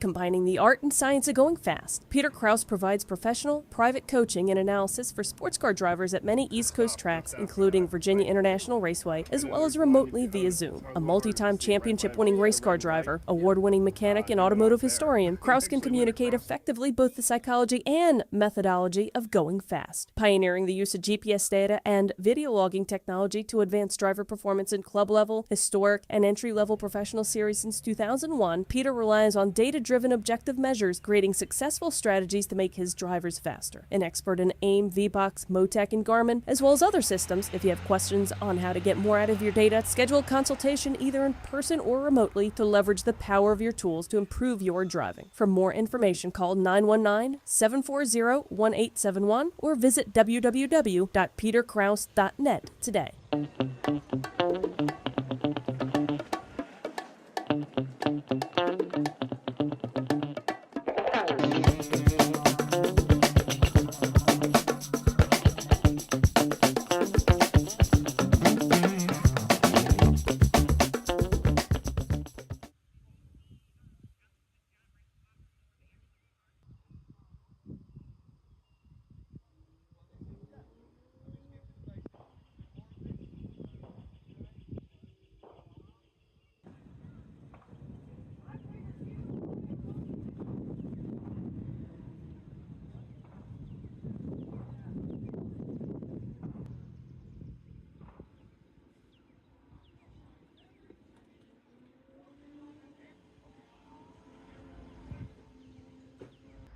I don't race.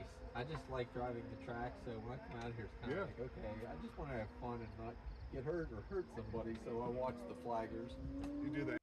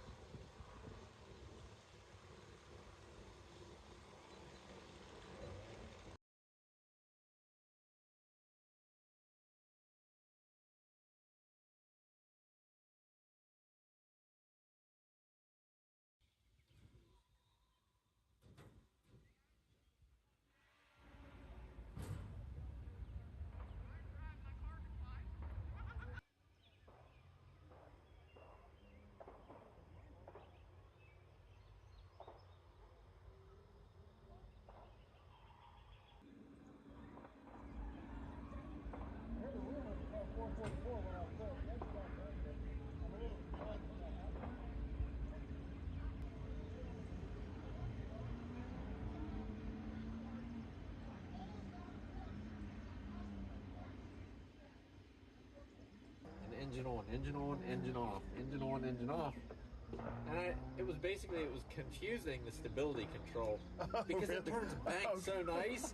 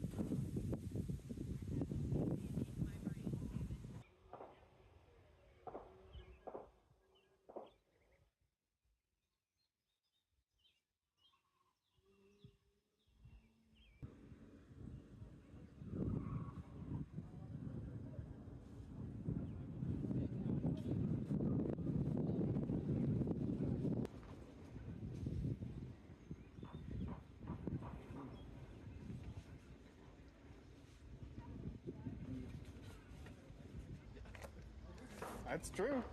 So Jim was like, man, it's good to, so we get about 3 weekends a year when it's not too hot.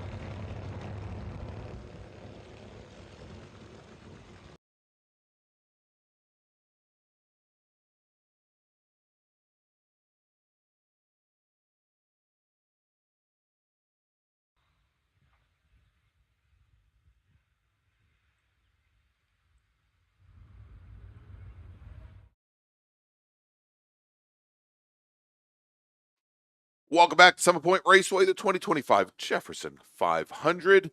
Next up, let me take our ticker off the screen here to start. Next up is going to be a small bore production for cars under 1.3 liters, as well as Formula V.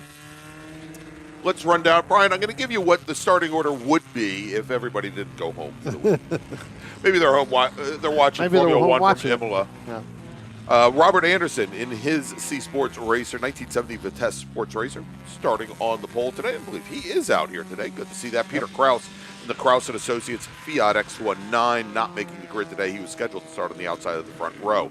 The 262 Racing MG Midget of Larry Smith, scheduled to start third, with Tom Brown in his 1964 Spitfire starting fourth. Peter Carroll in his 1963 Austin Healey Sprite. I think this is Chris Fox's old car. Sponsored by his arthritic hands, starts fifth.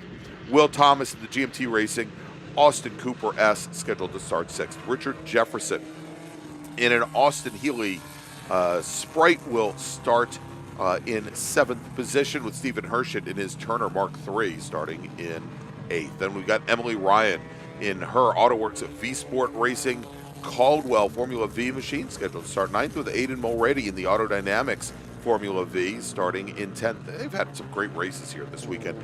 Bob Anderson, that's Robert's son, driving his U.S. Nordic Import and Export Mini Cooper S, starting 11th, with Peter Ustavinis in his Mako MG Midget. It's got the best paint job in the field, I should say.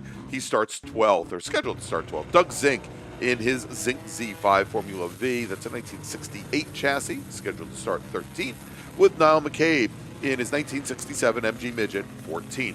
Thomas Van Auken in the 72 Midget starting 15th, with Rob Rice in a 73 Midget, the Bob Owen Sports and Imports machine starting 16th. Alex Schaefer in his Mini Cooper S starting 17th, with Heather Richards in the Jake Stable MG Midget starting 18th. Michael White in the White House Racing Austin Healey Bug Eye Sprite starting 19th, and rounding out the top 20, that beautiful black 1951 MGTD of Connor Burns as the pace car now on the pit lane. Robert Anderson leads the field through turn 10 onto the front straight, and gosh, that pretty fast pace there for Anderson as they came through turn 10.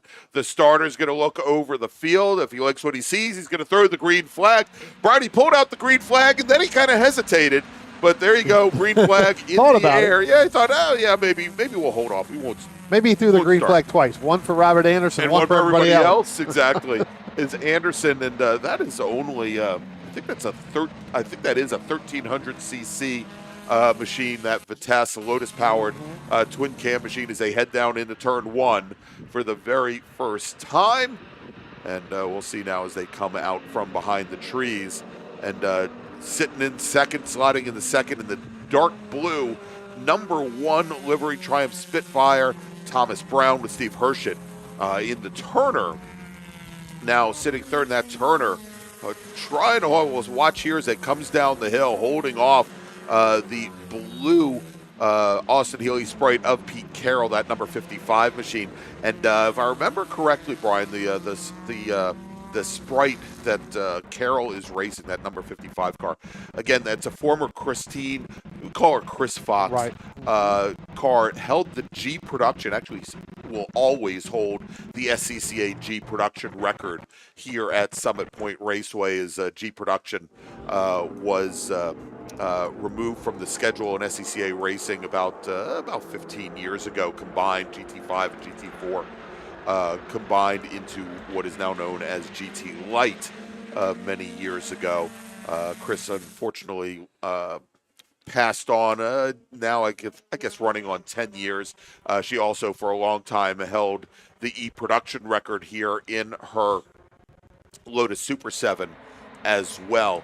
Now as Anderson leads the field into turn 1, and a little bit further back, Brian, let's look at this battle. Let's stay, Dominic, we can with this battle in Formula V, as we've got Emily Ryan in her Caldwell and Aiden Mulready in the Autodynamics Vs, as they have spent so much this weekend side by side or nose to gearbox.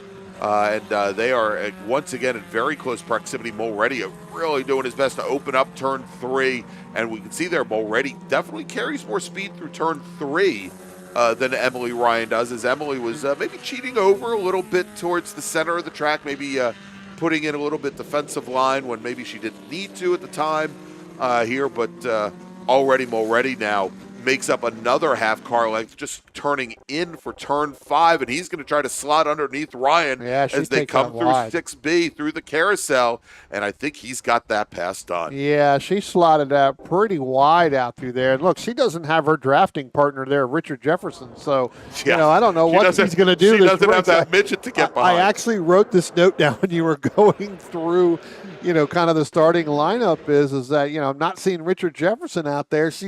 She doesn't have her drafting partner, and I don't think Pete Carroll was on the team the team radio to say, hey, you got to help her, because Mulready was right there behind her, and again when she washed out kind of wide there in 6 and 6B, he snuck up underneath her and got in there. So again, now she's been leading pretty much the entire Formula V all weekend long. Now Mulready's out in front. Now she's got to work back hard to get back by him. Yeah, now I think probably the one exception was Emily had a tire go down during the Friday afternoon race on the very last lap coming out of turn 10. And in talking to the folks that work the starter stand, Brian, and we're there, and now Emily tries to fight back, tries to come underneath Mulready going into turn 3. In talking to the folks on the starter stand, and neither you nor I caught this, but Emily Ryan's V caught about 6 or 7 feet of air. Yeah. When that tire went down, she went off into the grass. We saw her at the end of the race on the little crossover road across from the pit out area where the drivers come onto the track after leaving the pits. And but apparently she went flying through the air to get there. Yeah. A good heads up to move over that way as well, Yeah. right? And because it didn't slow the race down, and out of all honesty, nobody knew she was there. I mean, they knew she was there. We didn't hear a call come on the radio that she was over there. It wasn't until afterwards when they started to walk over and they pushed her car, and then she drove it back. Right. Drove it back through here. So good heads up move in there. So there's that Formula V battle again, where we have Robert Anderson leading. I tell you what, Thomas Brown not going away, and Peter Carroll, and we saw this all day yesterday when this group came out for several of its races. Peter Carroll, it takes a couple of laps, get that car going, and as that car starts to get moving, more laps he goes. Well, he says that the car's sponsored by his arthritic hand, so it might take some time to get some heat in the tires and get some heat in his hands as well. Maybe the Advil doesn't kick in for a lap or two. Yeah, exactly. All right, let's, Brian, move a little bit further back in the field here. Dominic, if we could stay on this shot for a little bit here. I'm going to be looking for the green MG Midget and the white MG Midget, Niall McCabe and Thomas Van Auken. They'll be right behind this yellow midget that's coming through. There they are as they come through. And I think we've also got the MGTD of Connor Burns. And as a matter of fact, the TD has just gotten around those two midgets. But look at this, Brian, side by side. This was the fight that I wanted to pick up. I've been watching them for a couple of laps now as they roll through. Again, great job by Burns to get by them, since they've been driving side by side for the last 2 laps or so. And right in that fight as well, it's Butch O'Connor's MG Midget, the number 40 machine. Remember yesterday, O'Connor retired early and had some mechanical issues, so he's got that car back underway. That's the red midget right at the back of that pack. Well, you got Heather Richards in there as well in that 50 machine just ahead of him. So, again, you've got a pretty good 4-car battle as they kind of stretch out a little bit coming down through turn number 8, or coming up the hill up out of 8 and down. We'll see whether or not that's going to close down. But, what a battle between Niall McCabe, Thomas Van Auken. Again, I believe Van Auken had some problems as well at some point yesterday during the races that we had. So again, some of these drivers, taking this Sunday, come out and really get the most out of us. Now Nigel McCabe, he was going down into turn number 1. He started to make the move on Connor Burns in that 283. There you see it right there on the screen. So give Niall McCabe, move him up into 8th overall, passing that 283 of Connor Burns. And actually, Dominic, can we go back to turn 1 for just a moment? I want to just catch as he's coming down now in the 1. This is such a gorgeous car. This little Bobsy Vanguard here, driven by Mike Conklin, the green with yellow open top car there, and he's got. I think he's also got David Smith in his Zinc C4 Formula V right with him as well. 2 just gorgeous machines there now side by side. That's Zinc to the inside, the driver's left to your right, and comes underneath the Bobsy. But 2 just absolutely gorgeous machines here racing that. The Zinc, indeed, of Smith. Looking to see here, he has been the only owner of this car. And I believe he did race it back in the early 70s. Actually, I take that back. Said he bought it 10 years ago. It was new, old stock, had not been built. Basically put the entire car together about 10 years ago there, and had never been raced prior to going vintage racing. So beautiful machine. Yeah, kind of an unbuilt kit. Yeah. I guess that's one of those Amazon deliveries, right? Is that an Amazon delivery that you get? Did they drop it in his front yard via drone? I don't know. Drop it on the front lawn. Here you go. Exactly. Here's your new Formula V. You build it. All right, let's see if we can pick up some. There we go. Move down to the carousel there. There's the back Formula to the Formula V battle. Yeah. Battle for the lead in Formula V. Back to Aidan Mulready and Emily Ryan. Just ahead of them is, I think, Stephen Hershit in the Turner. As unfortunately, it looks like we're having a couple more camera issues here. Hopefully we can get that resolved for you. We'll see what we can do. Maybe it's just those two cars because we've picked up those two cars. The last two times, they don't cause us a problem. Those cars, the Formula Vs, and now as we see get there, coming through their start-finish line, looks like Emily Ryan, she's going to pull out and try to make a pass on Aiden Mulready. Heading down into turn 1, again, they've got Stephen Hershett right in front of them. Yep. So we'll see whether or not she's going to be able to hold that. But what a good power move coming out of turn number 10 and getting that car right up, tucked up underneath the nose of Aiden Mulready. Although it looks like Mulready was able to fight back as they come out from behind the trees.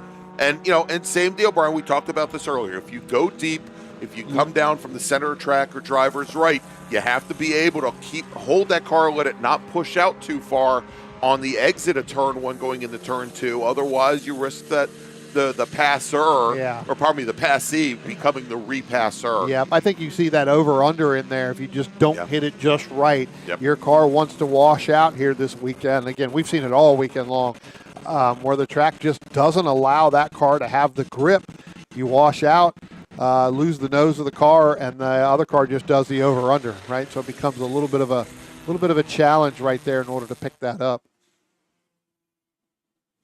This is that battle right there with Smith and Conklin, just a little bit further ahead of the Mulready and the Emily Ryan, and they're just now coming out of turn number 10, getting ready to head down into turn 1 as well, coming down through the start-finish line. So she's right there, and again, those two cars really utilizing the Stephen Hershett machine as the draft partner. The draft partner, exactly. We don't need Richard Jefferson. We'll just use whatever midget we got in front of us.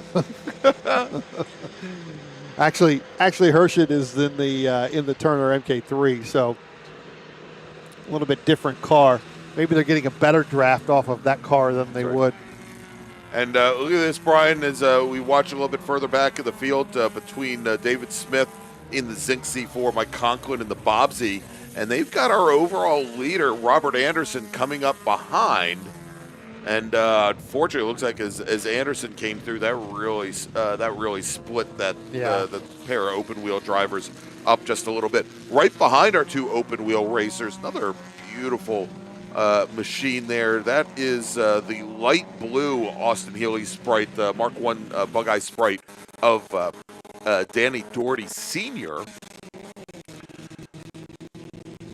And I know we haven't featured him much this weekend, but glad to get that car on camera a little bit.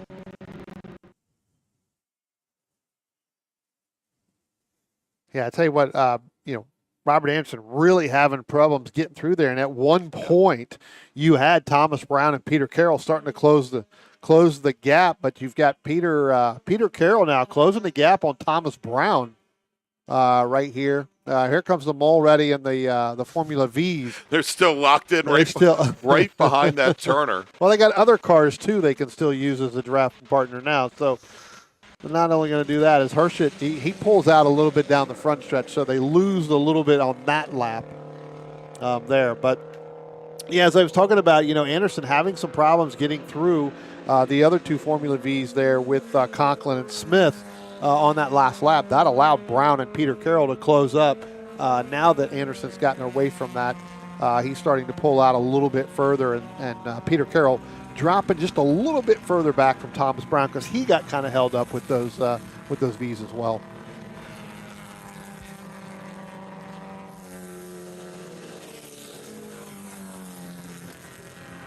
Again, we're watching another Emily Ryan there. Take an unorthodox line there. Didn't kind of completely miss the apex on that, and I'm wondering if that car is really having some handling issues now, Greg. Possibly. As the race is going on, because pretty much the entire race she's really hit that apex in turn 4 and really kind of went wide. I know she was making a pass on the car just at the top of the hill, but she had cleared that car quite convincingly.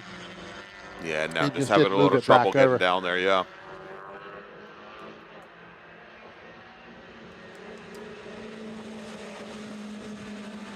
We watch some of our MGs coming out through here. I believe this is the 909 Niall McCabe, Rob Rice in that yellow MG midget as well. That's actually a battle for 7th and 8th overall, and then you got Connor Burns just a little bit further behind that as we pick up again, the Thomas Brown and the Peter Carroll machines there going down into turn one. Here comes that Formula V battle. Again, up between Mulready and Ryan.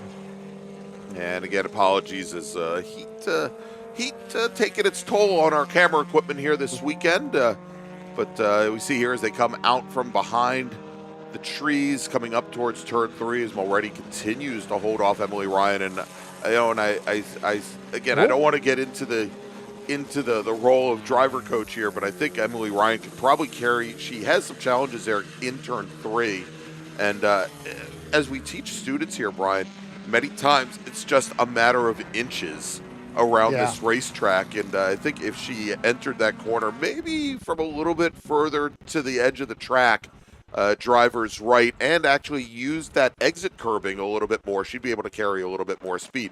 With a Formula V in particular, Brian, with these 1.2 liter Volkswagen Beetle motors, although they've got very narrow tires, of course momentum is absolutely key, and the closer to having those front wheels straight and not turned any, the better.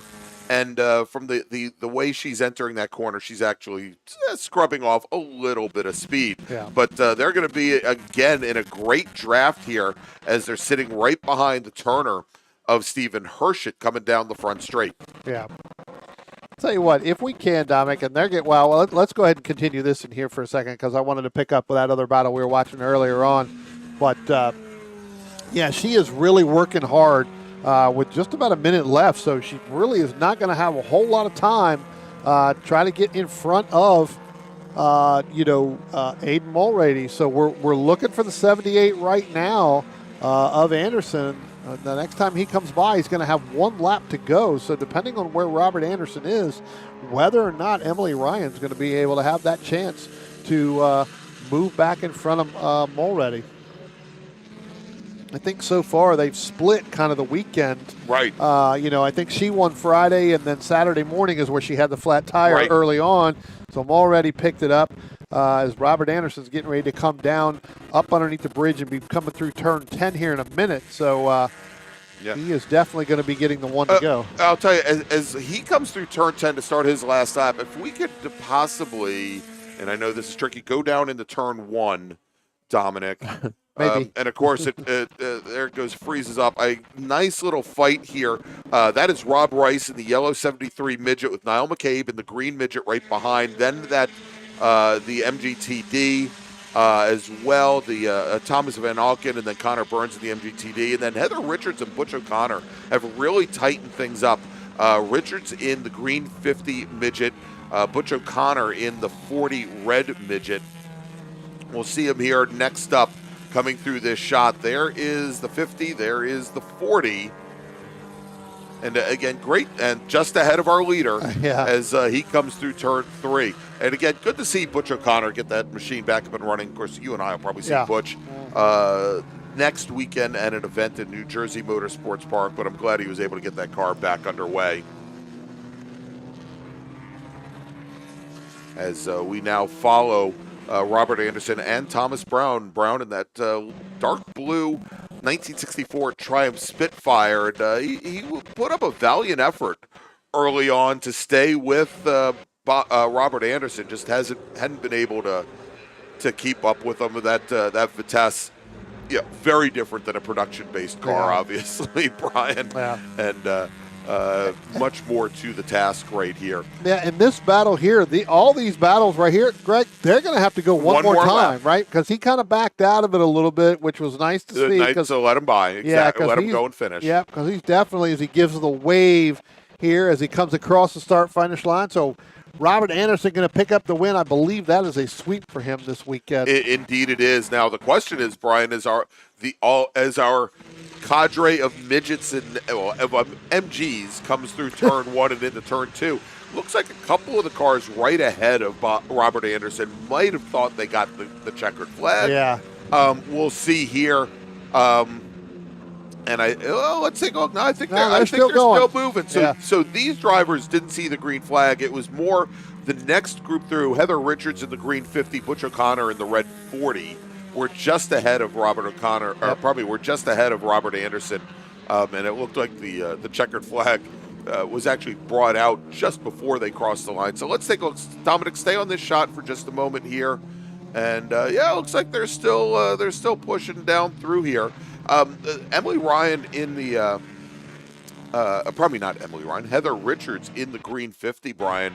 She's been very strong coming out of turn one. We had Butch O'Connor right on her back bumper going into one, and then she just spreads it out and opens it up in the bottom half of the course here, where she now has about 6 car lengths as we now watch this battle coming out of turn 10. And again, this is Rob Rice. Then side by side coming through turn 10 behind Rice, it's Thomas Van Auken in the white midget with Niall McCabe in the green as they battled out door to door, side by side. This is the battle now for 7th position. And it is going to be Thomas Van Auken holds off Niall McCabe for 7th, Brian, by 52 one-thousandths of a second. The MGTD of Connor Burns finishes just a second behind. I love that TD here as he comes through. And then we've got the Formula V battle behind and Mulready. Well, actually, I was Emily gonna say, Ryan, Mulready did not take the checker flag right there. I was just going to say, Mulready actually did not take. So Emily Ryan finishes 5th overall. Mulready finishes in 10th, rounding out the top 10. We'll have to find out where he is. We don't see it. They're going to send out some cars for some pickups. And Dominic's pointing down into turn 1. Oh, there he is. He's down just off to the right before you get to turn 1. Yeah. Off on the right-hand side. Yeah, unfortunately not in our... Dominic, can we go back to that shot, please, at turn 1? Yeah, you can't see him because it's a small vehicle. He's literally right where that truck is pulling. He's right behind the... Right behind the tire. He is literally sitting right next to the tire wall. So he pulled way off the racetrack with 1 lap to go. So. There you go, as they go to pick him up. All right. So it was Anderson running the table this weekend in his Vitesse. Then Thomas Brown, Peter Carroll, Steve Hershton, Emily Ryan, Rob Rice, Tom Van Auken, Niall McCabe. Then Connor Burns and Aidan Mulready finishing a lap down will round out the top 10. All right, next up is going to be our production and specials up through 1960, our 5th of 7 races this morning here for the 2025 Jefferson 500. We'll be right back. Stay with us. Want to get started streaming your races or make your current live stream more captivating? We've helped hundreds of drivers create engaging live streams. It's simple. Create a new stream event, grab your camera, and start streaming. Head over to myraces.live to sign up for a free account. Or join us in our community Discord. Stream, share, engage.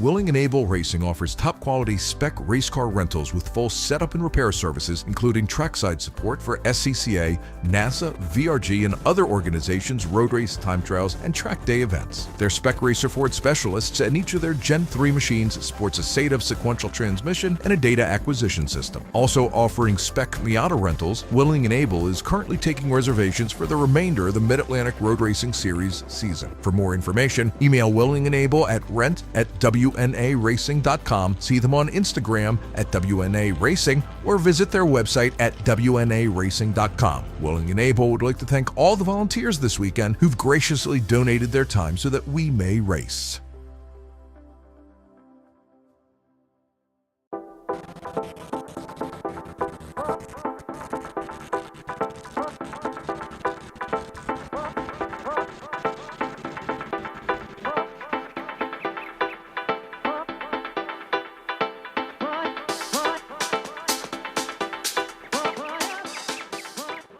Combining the art and science of going fast, Peter Kraus provides professional, private coaching and analysis for sports car drivers at many East Coast tracks, including Virginia International Raceway, as well as remotely via Zoom. A multi-time championship-winning race car driver, award-winning mechanic, and automotive historian, Kraus can communicate effectively both the psychology and methodology of going fast, pioneering the use of GPS data and video logging technology to advance driver performance in club-level, historic, and entry-level professional series since 2001. Peter relies on data-driven objective measures, creating successful strategies to make his drivers faster. An expert in AIM, VBOX, Motec, and Garmin, as well as other systems. If you have questions on how to get more out of your data, schedule a consultation either in person or remotely to leverage the power of your tools to improve your driving. For more information, call 919-740-1871 or visit www.peterkraus.net today.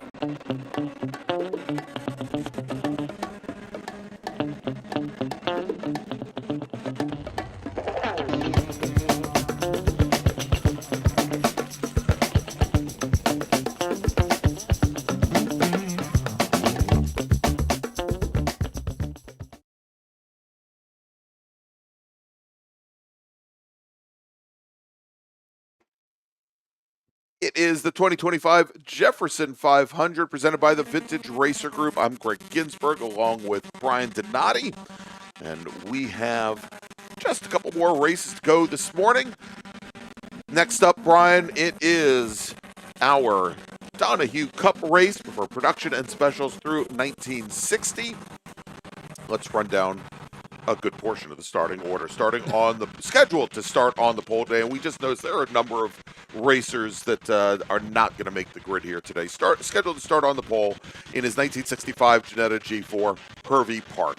Tom Upshur in a Lotus 7, scheduled to start 7th with Jean Goutal, also in a 1962 Lotus 7, scheduled to start on the inside of row number 2 with Michael Orrit in the Slow Dance Racing Ginetta G4. Starting in 4th, Andrew Moore in a Lotus Super 7, scheduled to start 5th with David LeBrun in the LeBrun Nissan Lotus Elan Coupe, starting 6th. Ken Williamson, in the BMW Autosport Valley GMC Elva Courier, starting 7th with Todd Reed in the Reed Speed Lotus Super 7, starting in 8th. Jeff Taplesey in the Jag-Off Racing Lotus 22. The Formula Junior machine starting 9th with Joey Beaujolot in the Farzo Motorsports Tri-Energy Elva Mark 6, starting in 10th position. Ralph Solomon in his Bobsy SR2, starting in 11th. That's the number 88 car. With the Porsche Devon Speedster of Greg Campbell, the number 356 machine, scheduled to start 12th. Paul Stinson in the 7 Sport Lotus Super 7, starting 13th. With Hank Giffen in the White Elva Courier, the 1959 vintage machine, starting 14th. Cliff Murray in another Devon Porsche Speedster, that's the Cycle Max car, starting 15th. With John Studyar in his Triumph TR3, starting 16th. Darren Mann will start, or is scheduled to start 17th. He's in a 1963 Lotus Elan, with Vic Schuster starting 18th in a 1957 Triumph Ambro. Then we've got Roy Cronenshield in his 1964 Ginetta G4 starting 19th. Michael Schrader in the first of our Spec Renaults starting in 20th position. Vignesh Ramanathan starting in 21st position in his Lotus FJ18. Then Elena Sharp in her Spec Renault starting 22nd. David Conrad in an MGA starting 23rd. And Robert White in another Elva Courier starting 24th. Starting 25th is going to be William Demarest in a 1960 Falcon Shells with Bill Stoller in a Spec Renault starting 26th. This is the pace car, Brian, now on the pit lane, turning things over to our pole sitter, and that is Hervey Park in the yellow Ginetta G4 with the Lotus 7 of Tom Upshur on the outside of the front row as the starter looks over the field. No hesitation this time, Brian. Green flag in the air, and we are back underway here at Summit Point, where Hervey Park jumps to an early lead, moves to the center of the track with Todd Reed now up in the third, right alongside Tom Upshur as they head into turn number 1. And as they do, it is the blue machine of Upshur who holds off Todd Reed. Actually, I think John Goutal slots in the third just ahead of Todd Reed now, Brian. So it is Park, Upshur, Goutal, then Todd Reed, then Jeff Taplesey in his Lotus 22 just behind. Yeah, I tell you what, we saw a good battle here yesterday, Greg, between Hervey Park and Tom Upshur. Park getting out pretty much of a pretty big lead early on. We had, obviously the other cars in there with that. But right now, Upshur really trying to hold on. And then you got Gene Coutel in that other Lotus sitting there trying to really put the pressure on Upshur. Upshur start to pull away a little bit here, coming through 5 and 6. Yeah, big brake lock up there from Greg Campbell in the Porsche 356, the silver 356 coupe. There as he went down into turn 5, he does recover, but nice little fight and battle. Is also we watch that's the light blue Lotus 22 Formula car, Brian, of Jeff Taplesee, holding off. He was holding off the red machine just ahead of, I think that was that was Todd Reed's 7 just ahead of Taplesee as they come across the line to complete lap number 1. Yeah, Taplesee having an interesting weekend here as, we've seen that junior, go through yesterday, had a problem yesterday afternoon. And ended up. I think that problem was a gravel trap. Yeah, ended up. We had another incident there, and he really true. had nowhere to go. There was some oil down there, so That's unfortunately. right. But I do know that when he came out later in the afternoon, he had some 4 fresh tires on there because he still had the stickers on. That's right. When he went through. So I guarantee you that's what he's still running right now. And those tires are probably just coming into play here right now. So he should be pretty strong here in that Lotus. Yeah, and that Formula Junior car, I think it was actually, he said that it was awarded the Rolex Cup at the 2017 Rolex Monterey Motorsports Reunion. So that little car's got a bit of a history to it. Let's see. Of course, he fills us in a little bit on who else ran the Lotus 22. Davy Jones won Le Mans in it. Years ago, of course, years ago. And I believe finished second in the 1996. Yeah, Formula 5, not Formula 500, Indianapolis 500, pardon me. Basically, he started last. Davey started last in that race because he missed qualifying. So he quickly worked his way back up through the field. And basically up to, I believe it was 5th before the checkered flag flew. Right. So, again, gaining on that. So that car, like as you said, car's got some really great history. And I tell you what, Jeff's really trying to make a move on those other 2 Lotuses up in front of him with Gene Coutal and Tom Upshur. Again, I believe those tires are just now starting to come in. And I'm sure Jeff's been working on that car, getting it better and better and better every time that car's been out. So, again, and then right now after 2 laps, he's set the fastest lap of the entire group. So he's definitely got that car working in its favor right now. Yeah, and just behind him, there he is all by himself, Todd Reed. There in his 1992, it's a much newer machine, 1992 Lotus Super 7. He has been racing this car since 1995. He's been continuously racing it since 2000. And I know, like I said, I think I mentioned yesterday, I raced with Todd in the East Coast Honda Challenge Series for a number of years. But he spent the last couple of years working with Charlie Greenhouse on the EVSR project, where Charlie took, he didn't take Spec Racer Fords and convert them to electrics, but the design was based on the Spec Renault, Spec Racer Ford chassis that they ran electrified versions of these cars. The first electric cars to run at the 25 hours of Thunder Hill endurance race. They ran for a number of years, and Todd was their lead driver and their lead development driver on that program. Very interesting program. I know they shut the program down, I believe, a year and a half, 2 years ago. I mean, it's really a shame they put so much energy into that project to to see them what they did in order to quick change battery packs on those cars, Brian, in order to be able to run them, because I think they were able to get about an hour to an hour and a half's worth of battery use, and to do that over the course of a 25-hour endurance race. Yeah. Certainly very notable. Yeah, and a lot of that was shut down because of some of the racetracks they went to just didn't allow, the electric vehicles with those batteries, right? So it was, unfortunate for that, because I think that could have been a really good program to go for a very long period of time. As we look here at our front stretch camera here, Greg, and I tell you what, Jeff Taplesey really putting some heavy pressure on Tom Upshur, and I tell you what, looking at this camera and looking at our angle from here up in the booth, it looks like Taplesey's going to be able to make that pass. Well, there you go. We even slowed it down for you so you can see it happen. But as they come out of turn 2 and make the run into turn 3, let's take a look here, Brian, as we've got Taplesey to driver's left, and he's going to slot back behind. And I think he's got his little camera up there. Taplesey's got a little camera up there on top of his GoPro sitting there, so he's going to have some really good pictures. Good video, yeah, absolutely.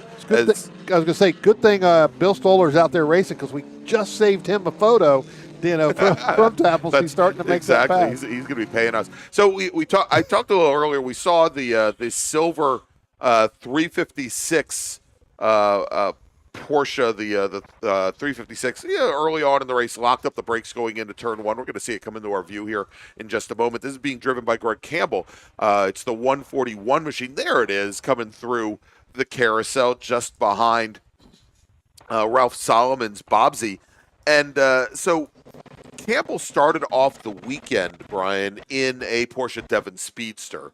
And we know earlier in the weekend had some mechanical issues with the Speedster.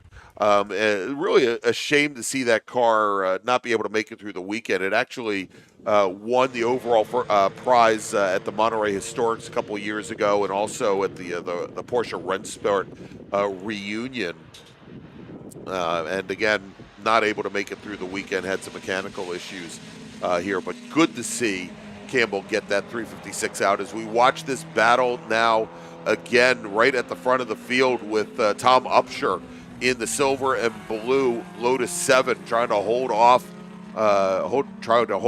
Jeff Taplesey. They've got the aluminum and blue 7 of Gittal right behind, and now Todd Reed, he's been able just with the challenge of Upshur by Taplesey, that slowed that whole pack down enough, Brian, to bring Todd Reed into this fight as well. Yeah, this is a battle for second, and looks like Gene Gittal is going to end up moving up right now into second place. If he's able to hold off as they come out of turn number 7 and up through there, we'll see as they come up through turn 8 and up into turn 9.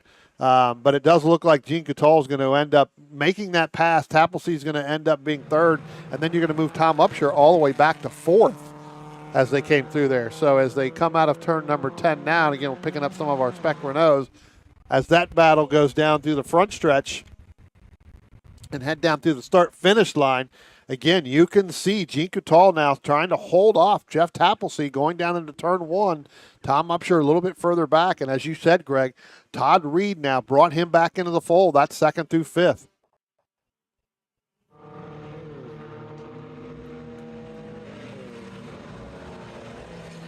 Gittal and Taplesey starting to pull away a little bit from Upshur. So those two drivers getting through. And again, you can see right there on the camera, you can see a little bit. You'll be able to pick it up as they come down into turn 5. The next time we go to that camera, you'll see what I'm talking about with the camera right there on Taplesey's. Right on the roll cage there. So, yeah, it's definitely going to have some good pictures. That's going to be some really good video for that. Yeah, and Brian, in watching this group of 4, Todd Reed in the red 7 behind. He's starting once again. Now that the 2 at the front of this group have at least temporarily held off on their battle, Reed had fallen off a little bit, and he does seem to have a little bit of an issue on the front straight. Doesn't seem to have the power and the straight line speed that the 3 cars ahead of him do. He makes it up certainly under braking, and he makes up a lot of it down in the carousel, and I think you can owe that to the many years of experience that he has here at Summit Point. But you can see even coming out of turn 10, he loses about 2.5 car lengths just on the exit. Yeah, I wanted to do this, Dominic. Yeah. Thank you. I wanted to move over to this fight in the Formula Renaults. Well, the leaders are coming. The leaders are just now going through it, so you're going to see one heck of a battle. Yeah, and so this right now, I think, is actually the battle for second. We've got Bill Stoller, the lead car, Steve McFarland, and Dave McFarland.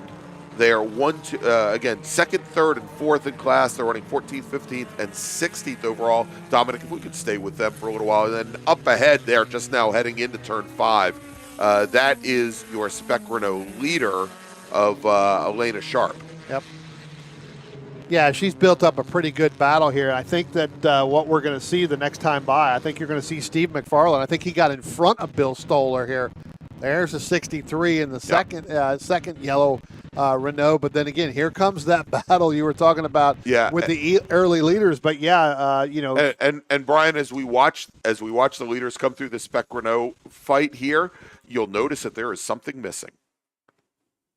Well, especially now that we froze the camera there. Froze the camera, you're right. Because the 254 of Jean Gattal went off at turn 1 to start this lap off. And he's got the car back underway, but there he is now finally coming through turn 10 as he has lost a lot of ground. So now move Jeff Taplesy up into second, Tom Upshur third, Todd Reed fourth, Jean Gattal now running in fifth position. A distant fifth as he is now trying to work his way through this Spec Renault fight. Yeah, and just as I was talking about it, Steve McFarland, now he's moved around Bill Stoller for that second place in that Spec Renault.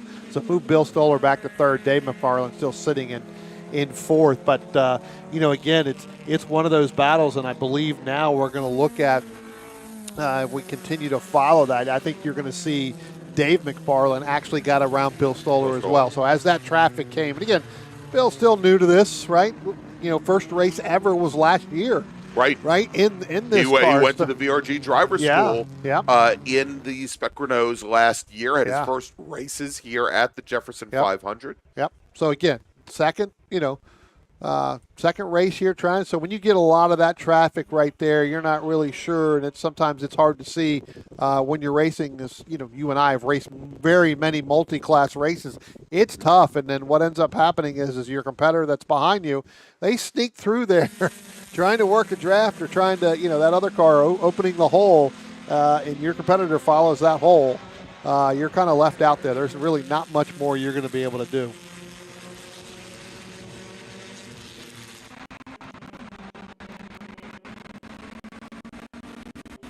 And I wanted to pick up at some point, Brian. I'm going to try to track it down. I keep talking about the beautiful MGA that Tom McLeod brought out as we've been using as a pace car so often here. There it is, going into turn 1, actually just ahead of the Renaults. Dominic is Eric Russell he calls it Chariot Red, the 1961 MGA, and he started racing. Specifically with VRG back in 2014, restored this MGA. It had been a street car for many, many years. Restored this MGA the 2 years prior, 2012 and 2013, just so that it would be ready for him to go to the VRG driver school. And he's been racing it with VRG ever since. Yeah, Russell under a lot of pressure right now from Steve McFarland as they go down into turn number 5. Dave McFarland locking up the brakes just a little bit, getting a little bit of smoke out of that rear tire there. Then Bill Stoller pulling it up. But Eric Russell under heavy pressure from Steve McFarland. So Steve McFarland really taking some time with a lap to get this thing back in there, but he is really starting to move forward. So probably a little more on that MGA.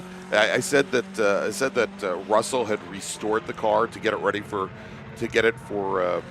driver school. So apparently that MGA was his very first car. Oh. Okay, and he bought it in 1972 when he was in high school. Okay, so I won't say how young or how old he is. But well, we know you're not good at math, so it won't matter. But there's a bit to this here as he's coming into turn 1, Brian. as he sent us a note, not only do I still have my very first car, I still have my very first wife as well, and he married his high school sweetheart. So apparently the MGA and the wife came to him right around the same time. Had to throw that as Hervey Park, and we haven't talked about Hervey because he's kind of opened up the lead here. The next time he comes by the start-finish line, getting ready to come out of turn number 10 now, he is going to receive the 1-to-go board. So Hervey Park working his last lap of the race, and all other cars that follow will be giving that 1-to-go as well. As we've got some of these cars that are starting to battle here, Greg, and we talked about Steve McFarland putting some pressure on Eric Russell. Well, the last time through turn 5, now throw in Dave McFarland in there. Yeah. You can see there, good shot. That is Dave McFarland right there. There goes Bill Stoller. So we've got a battle here for second in that Spec Renault as well.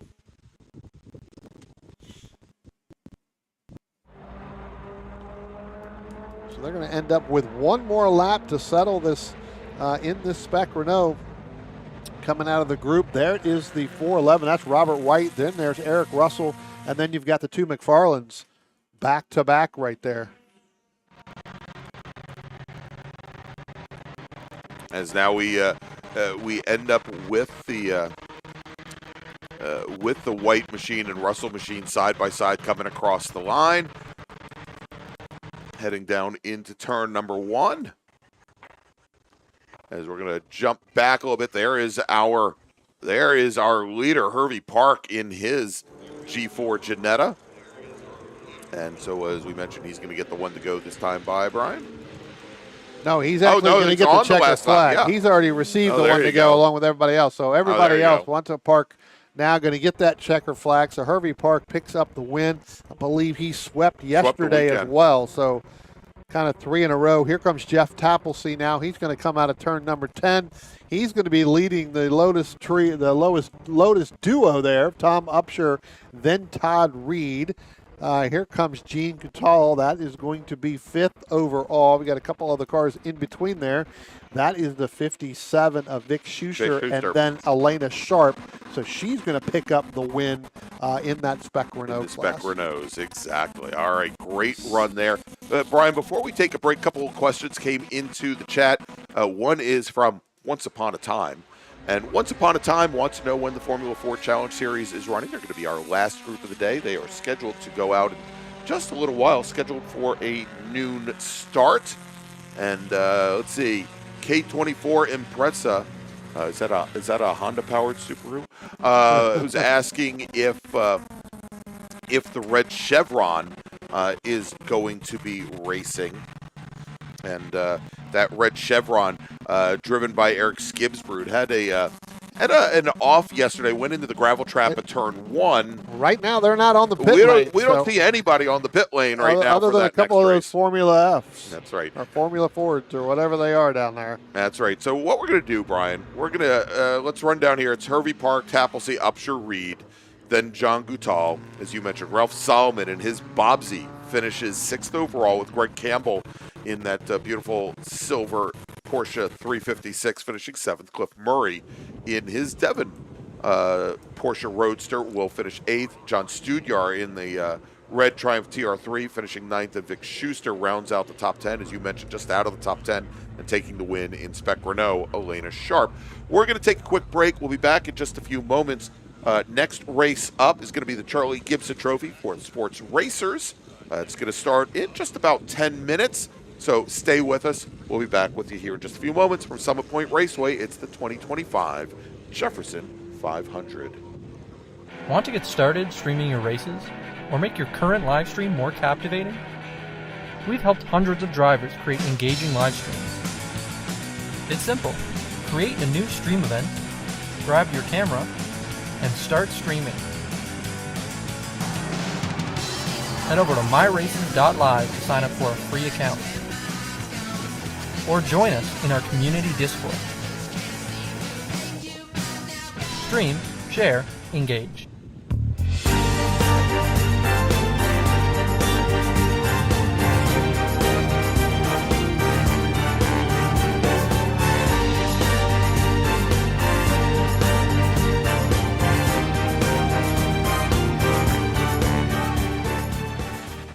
Willing and Able Racing offers top-quality spec race car rentals with full setup and repair services, including trackside support for SCCA, NASA, VRG, and other organizations' road race, time trials, and track day events. Their spec racer Ford specialists and each of their Gen 3 machines sports a SATAV sequential transmission and a data acquisition system. Also offering spec Miata rentals, Willing and Able is currently taking reservations for the remainder of the Mid-Atlantic Road Racing Series season. For more information, email Willing and Able at rent@wnaracing.com, see them on Instagram at WNA Racing, or visit their website at WNARacing.com. Willing and Able would like to thank all the volunteers this weekend who've graciously donated their time so that we may race.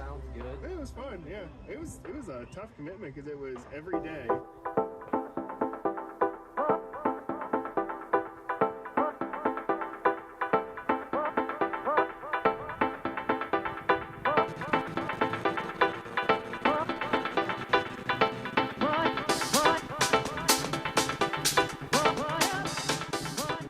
Combining the art and science of going fast, Peter Krause provides professional, private coaching and analysis for sports car drivers at many East Coast tracks, including Virginia International Raceway, as well as remotely via Zoom. A multi-time championship-winning race car driver, award-winning mechanic, and automotive historian, Krause can communicate effectively both the psychology and methodology of going fast, pioneering the use of GPS data and video logging technology to advance driver performance in club-level, historic, and entry-level professional series since 2001. Peter relies on data-driven objective measures, creating successful strategies to make his drivers faster. An expert in AIM, VBOX, Motec, and Garmin, as well as other systems. If you have questions on how to get more out of your data, schedule a consultation either in person or remotely to leverage the power of your tools to improve your driving. For more information, call 919-740-1871 or visit www.peterkrause.net today.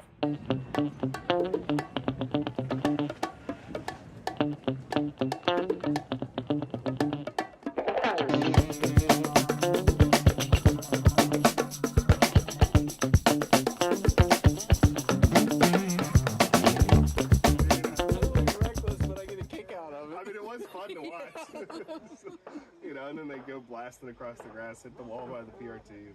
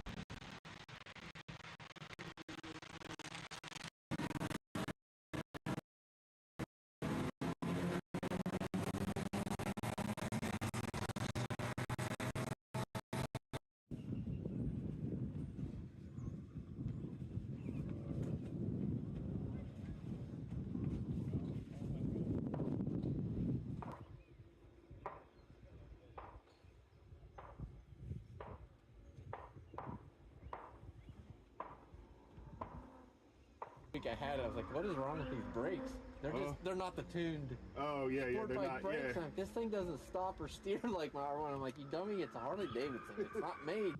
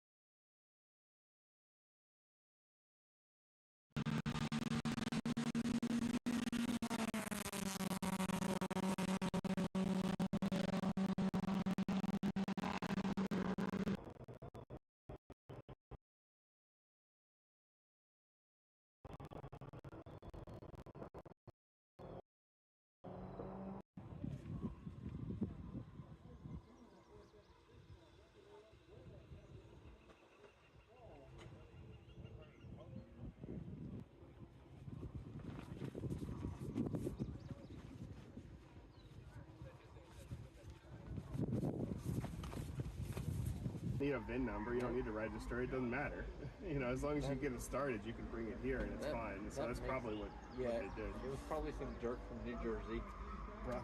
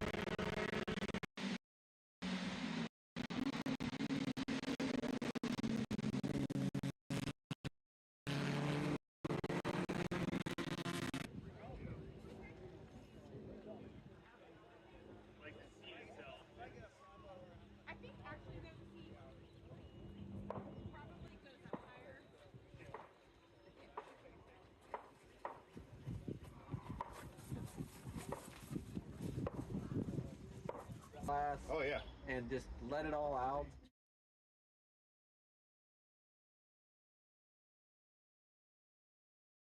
Welcome back to Summit Point Raceway, everybody. It is the 2025 Jefferson 500 presented by the Vintage Racer Group. I want to thank all of you for joining us here this weekend.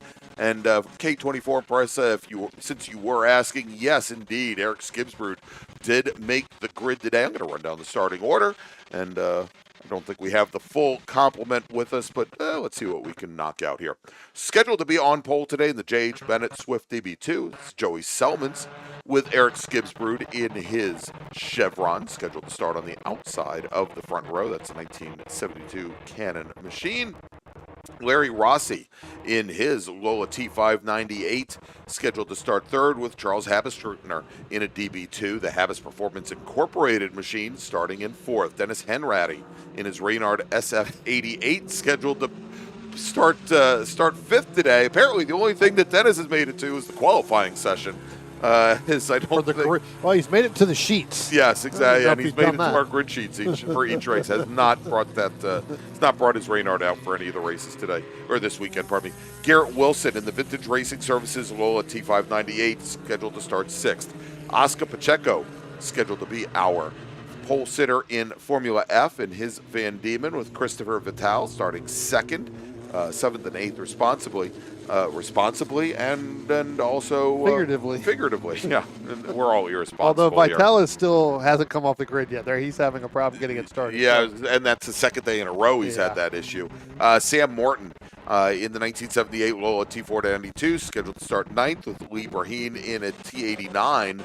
T8990 starting 10th, then Andrew Graham in a Formula Ford Van Diemen starting 11th, and Daryl Kepler in the Covered Bridge Capital Swift DB1 Formula Ford starting in 12th position. As our field very strung out as they come up the hill and underneath the bridge. Another quick pace lap there as the pace car, now the Pontiac, heads onto the pit lane.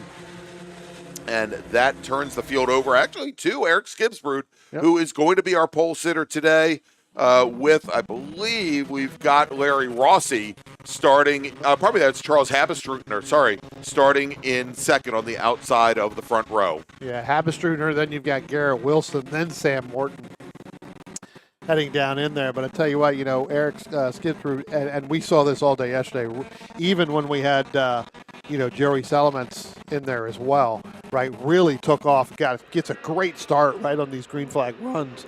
Unfortunately, Eric having that problem yesterday towards the end of the afternoon, went off down into turn one and ended up in the gravel trap down there, and brought a little bit of souvenir all the way around the racetrack. He so much so that I picked it up down at the carousel this morning. So, yeah, indeed. Hey, let's Dominic, let's stay on the Formula Fords here for just a moment. We'll hold this shot for just a moment as we've got right at the back here.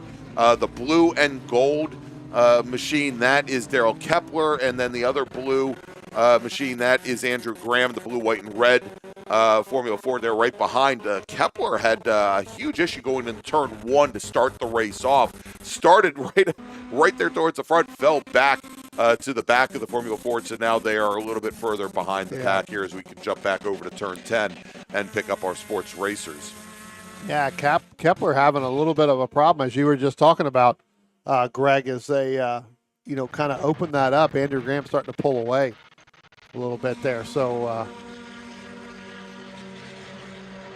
there goes Andrew Graham, and there goes Andrew Graham. There goes Daryl Kepler. So again, Graham opening up by about 5 car lengths as they went by. So, all right, as they come out of turn 2 now, and again, Skibbsbrud up in the lead, and again, we apologize if we show Charles Habestruten, at least for the time being, as your overall leader from time to time. As Skibbsbrud, we know his transponder has not been functioning this weekend, and our timing and scoring staff are manually placing him back in the lead after every lap. Sometimes when it gets hectic, it doesn't happen right away. So we'll continue to track that there. Again, as Habestruten running second with Garrett Wilson third, and of course we keep looking at that great number 53 Lola 492, the pink machine of Sam Morton, now running in 5th position, just ahead of our Formula Ford leader Oscar Pacheco. Yep. And the first day, I believe on Friday Saturday morning when they first came out, Oscar had that problem. Ended up going out and didn't complete a lap. Yeah, didn't complete a lap. Came back in and ran really, really strong yesterday. So in the afternoon. So whatever that was, they have definitely gotten that fixed, because Oscar's been pretty quick here in that Formula Ford. And we're starting to see now, Brian, as Andrew Graham has now left Daryl Kepler behind. Graham's starting to actually tighten things up, starting to close things down a little bit on Oscar Pacheco. That last lap was almost 0.3 of a second faster than the Pacheco Van Diemen. Yeah. There he is. I mean, he's in the distance now, but if he keeps knocking off 0.3 at a lap, he'll be there in about 4 laps. Yeah, then you also got Sam Morton. He's putting a lot of pressure on Lee Bahrain in that 24, in that Lola T89. So Morton, I saw them out there this morning, had when I was pulling in here to the facility, kind of had that nose off there. So yeah, doing a little work on it this morning, trying to get things together. Yeah. Big brake lock up from Daryl Kepler coming down into turn 5. He's going to lose a little bit. I think he's seeing how far he's dropping back, and I think he's starting now, Brian, to maybe try to get a little bit more aggressive, push that braking zone in the 5 to try to make up ground to Andrew Graham. And probably did nothing for him there except to introduce a real bad bad death rattle. Well, yeah, I was going to say, if not, maybe a vibration if you put some flat spots on those tires, because those cars will vibrate vigorously if if that continues. You keep locking it up down there. Not a spot where you really want to have a flat spot on these tires anyway. They're not the widest of tires, so any little thing is really going to happen there. We take a look. There's the battle there. Charles Habestruder and Garrett Wilson. Garrett Wilson here, Greg, just went the fastest lap of the session right now, and Garrett had some problems on Friday in that 131, in that Lola T598. Again, came out yesterday, ran really, really strong as well yesterday. I think finished in 4th overall a couple times during the races yesterday. So good to see Garrett back out here this morning running, so really doing well. And again, that Sam Morton, Lee Bahrain battle here coming up out of turn number 8. Morton just not going away, and Oscar Pacheco just sitting right in there going, go ahead, guys, I don't need to get by you. Yeah, exactly. He's probably very content to just sit there and not impact their race now. And watch them run. Hey, Brian, we saw early on this week a great run from Joey Selmans in his Lola earlier in the week. He took the car home, or pardon, did I say Lola? No, it was a Swift DB2. Pardon me. And not racing here with us today, but I didn't realize. I did a little research last night. The Swift DB2 that Selman says actually the track record holder in a Sports 2000 down at Road Atlanta. I mean, that car's got a ton of provenance, and that car itself had won. I think at Sebring, at VIR, at Barber as well. As well as Indy. Yeah, I was going to say well, Indianapolis as well. Mid-Ohio, as you said, yeah. Yeah, lots and lots of wins for that car, and ran so strong this weekend, was able to hold off Eric Skibsbrud all weekend long, and just ran very strong. And wanted to thank Joey for bringing the car out here this weekend. Towed all the way from Mid-Ohio, not the Mid-Ohio Sports Car Course, but from Stowe, Ohio, and I think wanted to beat the traffic home. Sam Morton gotten around Lee Bahrain. I think Lee's got a problem here because he's kind of really to fall coming off, through. And he's keeping the car to drivers right. We'll see here. Dominic will track over as he comes underneath the bridge. We suspect he's going to be heading to the pit lane. Yeah, there he is entering the pit lane now. Yeah, I noticed when he got to the top of the hill in turn 4, he was really, really slow coming down the chute, headed down into turn 5. And then I saw, Sam Morton go really, kind of really by him, there, and then started to open that up. So, and then when I saw Oscar Pacheco go by him and Andrew Graham, I kind of could see that in there, that Lee definitely having some problems. Yeah, indeed. All right, just because I think there have been some questions in the chat about it, Brian. We have this race, the Charlie Gibson Trophy race for our sports racers, and then we're going to wrap up our broadcast today with the final race before lunch. It's going to be the Formula Ford Challenge Series. We have at times this weekend split them into 2 separate groups of about 20 to 25 cars apiece. We're going to be running just a single group here coming up next. And that is going to be the last Formula Ford only race of the weekend. After lunch, which we're not going to be broadcasting, they have some all-comers races, essentially 2 separate races combining, I think, groups 1 through 6, and then 6 and 7 will be. So kind of a closed wheel and then an open wheel. Exactly. So they'll each be able to come out. I believe those will probably be, probably 30-minute races. Yeah. Right. Yeah, so I would say about 30 minutes, but they are going to be after lunch. They are not going to be broadcast here.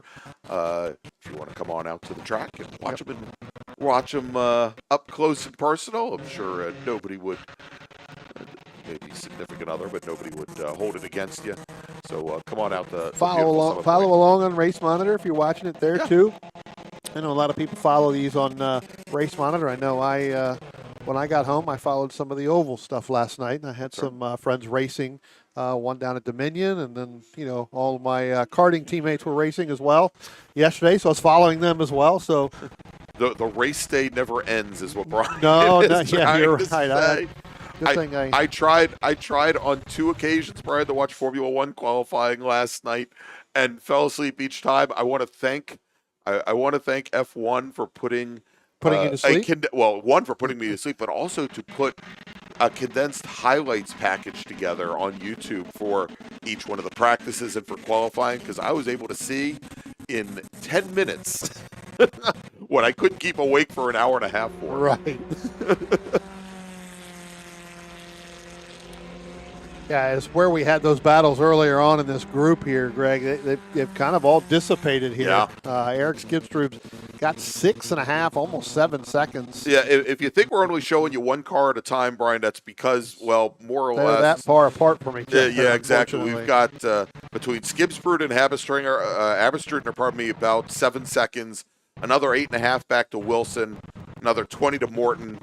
Oscar Pacheco now is about 7 seconds behind Morton. Another 7 seconds back to Andrew Graham. And Darrell Kepler, who's coming across the line now, is quite a bit back from Andrew Graham as well. There goes Mr. Kepler in his DB1. Getting ready to get passed by Eric Skibsrud here momentarily. And, I tell you what, Charles in that number 79 machine, he's closed the gap a little bit. So Yeah, I he don't has. know if Eric got a little tied up behind the Daryl Kepler machine for a lap. Didn't look like it when they came out of turn 10. There was pretty much of a gap. So, well, and again, unfortunately, our timing and scoring team, they're putting in times for Eric Skipsrud. They may not be incredibly accurate. Yeah. Matter of fact, there you go. Best lap time is 0 for Eric Skipsrud. That's pretty darn quick around here. But Habestriner at a 1:18.8, very, very quick. Yeah. And we'll see if he starts to close things down. Certainly he's making up ground right now on the Formula 4 just ahead. Yeah, because here comes Eric now. And there is Charles in that 79. So he definitely closing the gap. Again, when we looked at it before, it was like 6.7, 6.8 seconds. Last time by it was 5.6. So we'll see you look at the time. And again, that's all based off hand scoring there to put that stuff in for Eric in that number 8. Again, having some transponder issues here. I think we've got pretty close there from a hand perspective timing of having to put that in because thank God somebody else has enough fingers to count yeah, that. because I would have had taken at least the shoes off, and I don't want to do that today. Although Apple's got a pretty good stopwatch, maybe we maybe we see how good we really are up here as well, and see how close we are to that's an idea to what they're doing. As soon as he crosses that start-finish line, go ahead and throw that stopwatch in there. We're going to do it, man.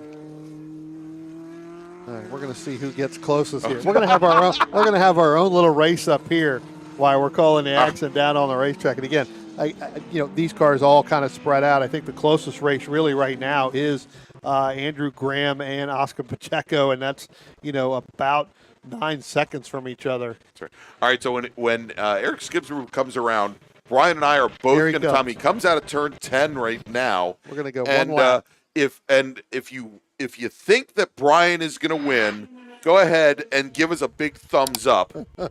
And if you think I'm going to win, if you haven't done so already, go ahead and subscribe to the VRG YouTube channel. And I think Brian might have gotten the jump on me there. I was a little late with my trigger finger, I think. I have spent many, many years timing race cars across start-finish lines or picking stuff out to be able to do it. And I've been really, really close.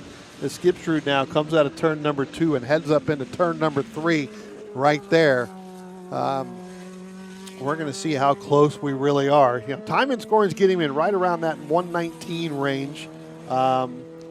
Pretty much the entire race. So we'll see how close we are. So we'll definitely follow him around as he comes, and we'll see as he's coming to the back half of the racetrack right now.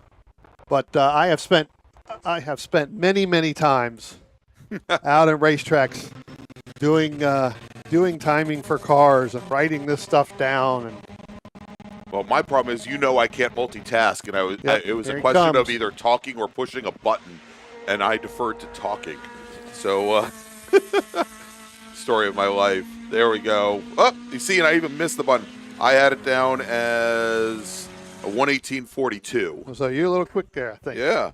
We're pretty close. So go ahead and subscribe to the YouTube channel. That's it. If you haven't done so already. If you haven't done so already. And timing and scoring has him at 1:18.644. So you may have been a little bit faster there, Joe. I'm almost dead on. Yeah, of course you were almost dead on. Again, we know that this is not my forte. Well, I mean, speaking apparently isn't my forte either. But here is time is winding down now with our Sports Racer race. Garrett Wilson getting ready to come back. He just now went down into turn number 1. There's Charles Habestrud right there. That car's getting really very loose. Yeah. he had the rear end step out on O'Brien just past the apex of 4, and then you saw, at least under braking, the car really dancing around on the threshold there, and was able to get the car set up and rotated. As you watch, comes through a Pretty big smooth sweeper right like there, this. yeah. Big Yeah, but smooth there. a big increasing radius sweeper. Not a big surprise. Let's see what he does through 10. As he turns in pretty late there, Brian. Yeah. I think if he turned in a little bit earlier, I think he knows what's going on. If he turned in any earlier, I think the rear end would have walked out on him. Car looks great on a front straight, though. And you can definitely tell from the time perspective, where he lost that into turn 5 because, again, it was at 5.6 seconds, and now it is at back up 7.9. So, Yeah. Again, as we get these. So, and we're hearing that Eric Skidsrud is going to get the one to go next time by. So, we'll see what that gap is going to be. I do believe that both of those are just really going to take care of the equipment right now, could just get through this race for this last race of the day for them and the last race for the weekend for them. And remember, tell your friends, coming up next, Formula 4 Challenge Series. Last race of the day. Should be one of the most exciting races of the day, Brian, as we're looking at the grid now. Good field. Fill up, yeah. Filling up there. And if it's anything like what we saw yesterday, actually for the last 2 days, it should be a banger.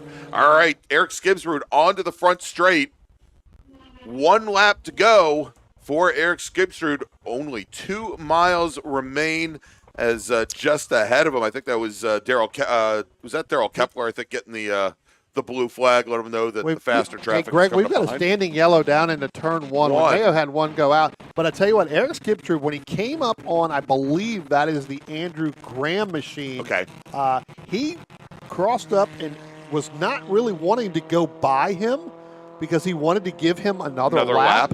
But when he looked in the rearview mirror, and you could clearly see that see the head, he really saw Charles Haverstruder in that 79 starting to come up. There it is. There he you can is. see right there. So maybe I should go. He think, you know what? I can't wait on you because I think he was definitely going to give him one more lap. Didn't want to pass him. And I think we had one car, and it may have been the Kepler machine. I was just going to say maybe it's Daryl Kepler, in turn 1, I know there was a standing yellow. That's there, the red white. That's the red white and blue machine, as you mentioned, of Andrew Graham. Yeah, I think Daryl Kepler in the other blue.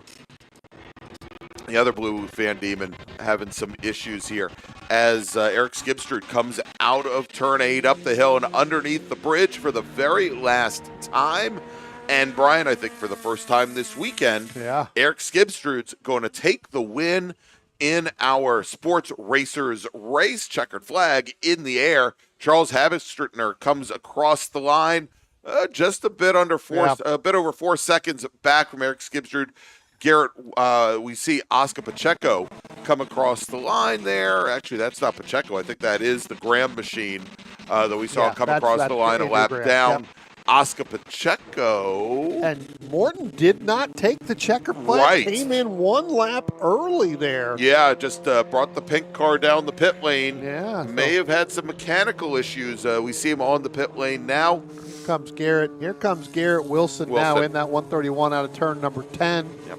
He's going to take it down by the start-finish line here. So we're going to pick up Garrett Wilson here in that 131 in that Lola T598.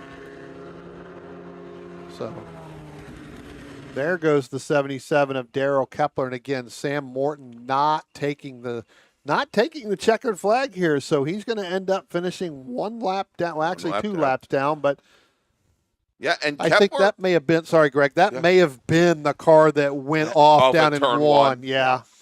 And I should mention Kepler ran his fastest lap of the race on that final lap. So good on him. As we now have coming across the line, that is the white Van Diemen of Oscar Pacheco. Pacheco will finish with the win in Formula Ford. He was on the lead lap. Graham and Kepler are scored as a lap down there. So congratulations, Oscar Pacheco, winning in Formula Ford. All right, we're going to take a quick break. We'll be back with our final race of the day. It's the Formula Ford Challenge Series here at Summit Point Raceway, the 2025 Jefferson 500. Want to get started streaming your races or make your current live stream more captivating? We've helped hundreds of drivers create engaging live streams. It's simple. Create a new stream event, grab your camera, and start streaming. Head over to myraces.live to sign up for a free account. Or join us in our community Discord. Stream, share, engage.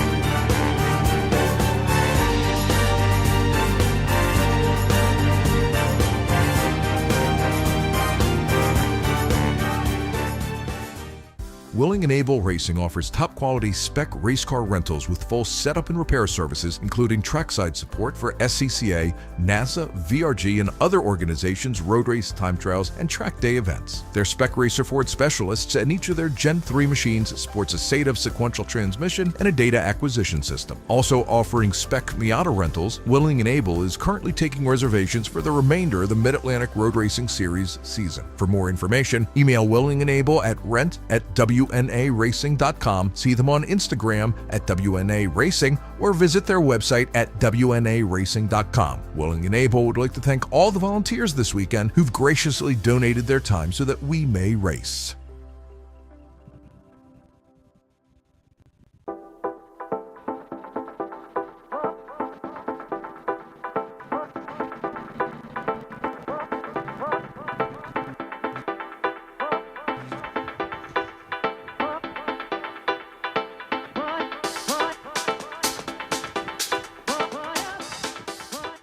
Combining the art and science of going fast, Peter Krause provides professional, private coaching and analysis for sports car drivers at many East Coast tracks, including Virginia International Raceway, as well as remotely via Zoom. A multi-time championship-winning race car driver, award-winning mechanic, and automotive historian, Krause can communicate effectively both the psychology and methodology of going fast, pioneering the use of GPS data and video logging technology to advance driver performance in club-level, historic, and entry-level professional series since 2001. Peter relies on data-driven objective measures, creating successful strategies to make his drivers faster. An expert in AIM, VBox, Motec, and Garmin, as well as other systems. If you have questions on how to get more out of your data, schedule a consultation either in person or remotely to leverage the power of your tools to improve your driving. For more information, call 919-740-1871 or visit www.peterkrause.net today.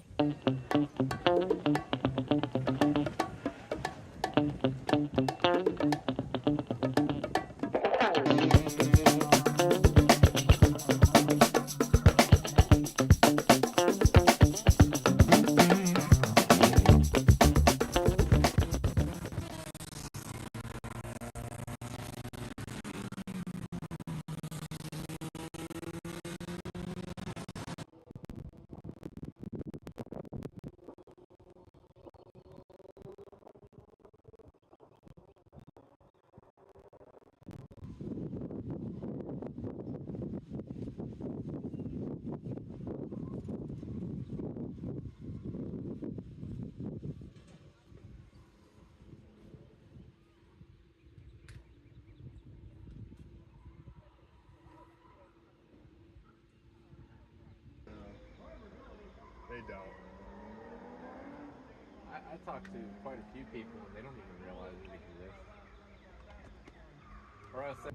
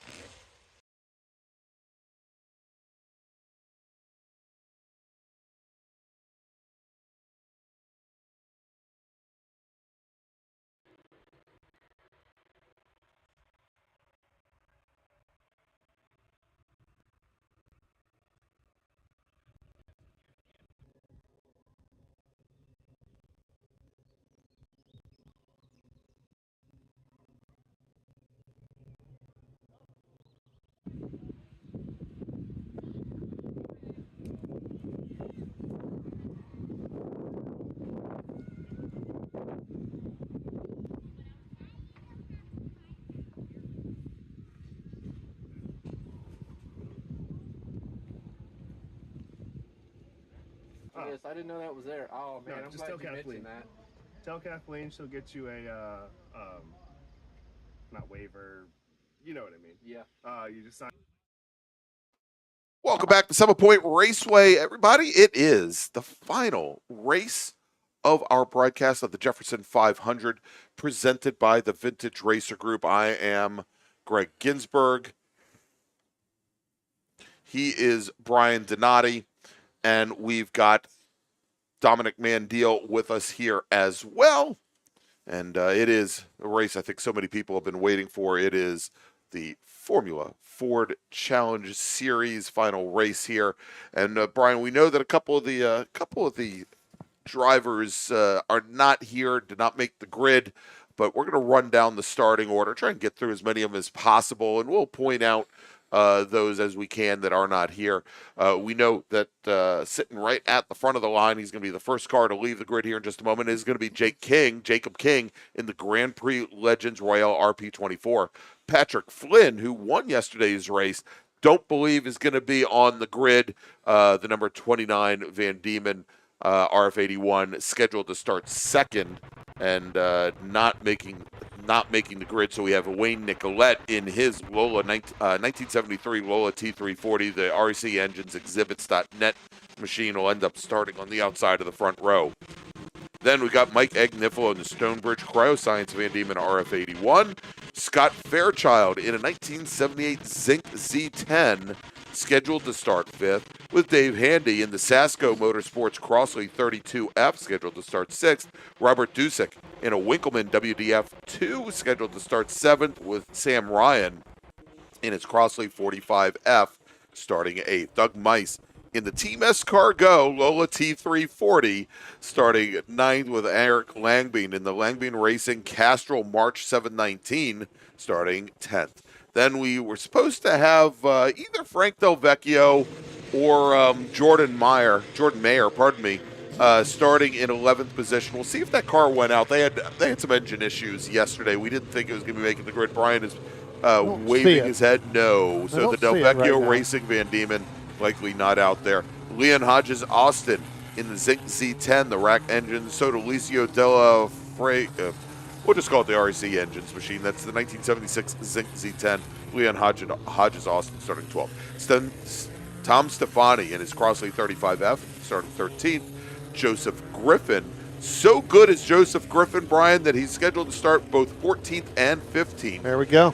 In 13th in a Lotus 69. And 15th in a Reynard 84F. Maybe he's taking up for Dennis Henratty, who hasn't been on he's been on the sheet all weekend, but hasn't shown up to the grid. That is a split personality if I've ever seen or heard of one. All right, then we got George Houtz starting 16th today. He's the number 56 Van Diemen, with Stefan Vappa in his Sui-Util Macon MR7. Ron Beard in the Beard Instruments Crossley, scheduled to start 18th, with Dennis Lane in the Left Lane Vintage Motorsport Lola, starting 19th. Matthew Barber in the Sui-Util Macon MR7B, starting 20th. Then we've got Steve Brooks in the Nelson Engines Van Diemen, starting 21st. Taras Polkovich starting in 22nd position in the Indianapolis Bows and Violins Royale RP3A. Alan Tossler in the Stonebridge Crossley, starting 23rd. Mike Wyrick in his Zinc Z10C, scheduled to start 24th. Starting 25th in the 555 Wind Shadow, powered by Power Slide Motorsports. We've got Ira Nesbitt with Dave Fairchild in his Zinc Z10, starting 26th. Starting 27th is Chris Vasquez and John Heron in his Hawk, starting 28th. As the green flag is in the air, Brian, and the last race of the day is underway. Look, I made that rhyme. As they head down into turn one, Brian, with Jake King looking to hold off the rest of the field from the inside. He's got Dave Handy trying to make a move up. There's a big brake lockup. I think that was from Handy on the inside, just behind our pole sitter, as they come through turn one and head into turn number two. They're sliding to the outside. The silver machine is Scott Fairchild. He gets back in line. And Dave Handy with a great start to this race. Also, I believe that Eric Langby may have picked up a position as they start to head down the hill. and through the chute towards turn 5 for the first time. Yeah, we saw this pretty much all day yesterday. Scott Fairchild all up in front. Tell you what, when they went to that start, as you were talking about going down in turn 1, Fairchild got right on that back gearbox of Jake King in that number 3, not able to hold off there. He's going to fall back just a little bit. Then you've got, as you talked about, Dave Handy. He's got Wayne Nicolette right behind him, and then the whole host of cars is now it looks like Handy's going to be able to pull away just a little bit, and that actually may be Robert Dusick in that 23 that has gotten around Handy as well. So Handy may be holding up that group, and this group is trying to pick him off and try to move him into the back. Oh, big pass there. A little bit further back in the field coming through turn 10. I think that was Stefan Vapa getting around Ron Beard. And Beard loses a couple positions, Brian. He drops from 9th back to 11th as he has both Vapa and Steve Brooks go by him. Vapa coming into turn 10. Brooks on the front straight on the exit of turn number 10. Mm-hmm. As we come out of turn number 2 and head up, you're starting to see here where Jake King, Scott Fairchild, I think Scott Fairchild may be content to just sit there behind Jake King, start to pull away a little bit over Robert Dusick, Dave Handy. Then you got to throw in Eric Langbing. He got around Wayne Nicolette as well, along with Doug Meese. I think those two work together, move Wayne Nicolette now all the way back to 7th, along with Tom Stefani in 8th in that number 98 machine.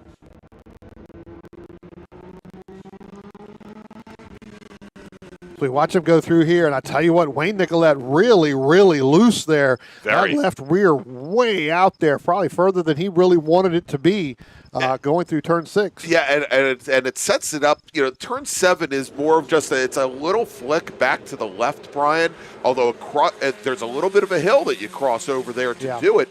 And with Nicolette's car, with the rear end stepping out on him, coming through turn 6B, it makes it very hard to get that car rotated all the way back the other way, that it becomes much more than a flick, but it didn't seem to hurt him all that much as he was able to tuck in still right behind Doug Meese there as they head down into turn number 1. Big brake lock up and now running off course, Brian. That was Stefan Vapa in the blue making MR7, the number 97 machine, as he has to take the access road heading down towards the skid pad. He gets the car back around.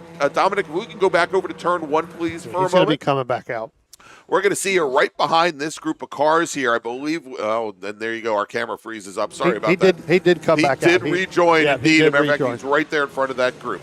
I tell you what, the number 4 also when at the front of this field there, you can see it right now going down into turn 5. He is actually, it's Eric Langbin in the number 4 machine. He actually made a pass over Robert Dusick going into turn number 1. So move Eric in that number 4 machine up into 3rd place. And I tell you what, Greg, that car looks like it's got enough speed because it's starting to pull away. Yeah, already. From Dusick by itself. He spent a couple of laps sitting right behind Langbin, and it looked as though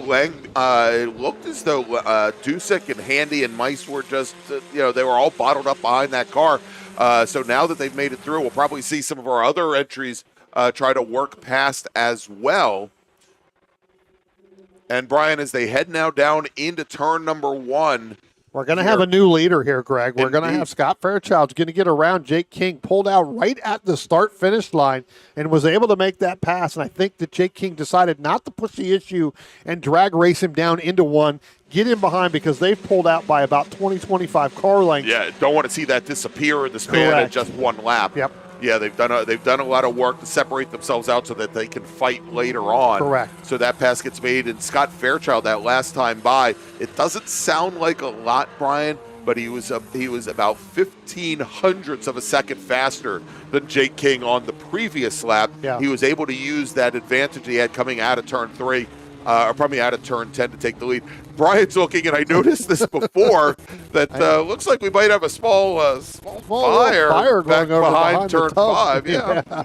Notice that a couple times when we watch the cars go there, because there's nobody over there. So somebody may want to go, security may want to go check that out. You may want to check that out. Brian, I'm used to Summit Point over Labor Day weekend here where there are usually like couches burning. So that's a small fire in Summit Point land. Somebody may want to go check that out.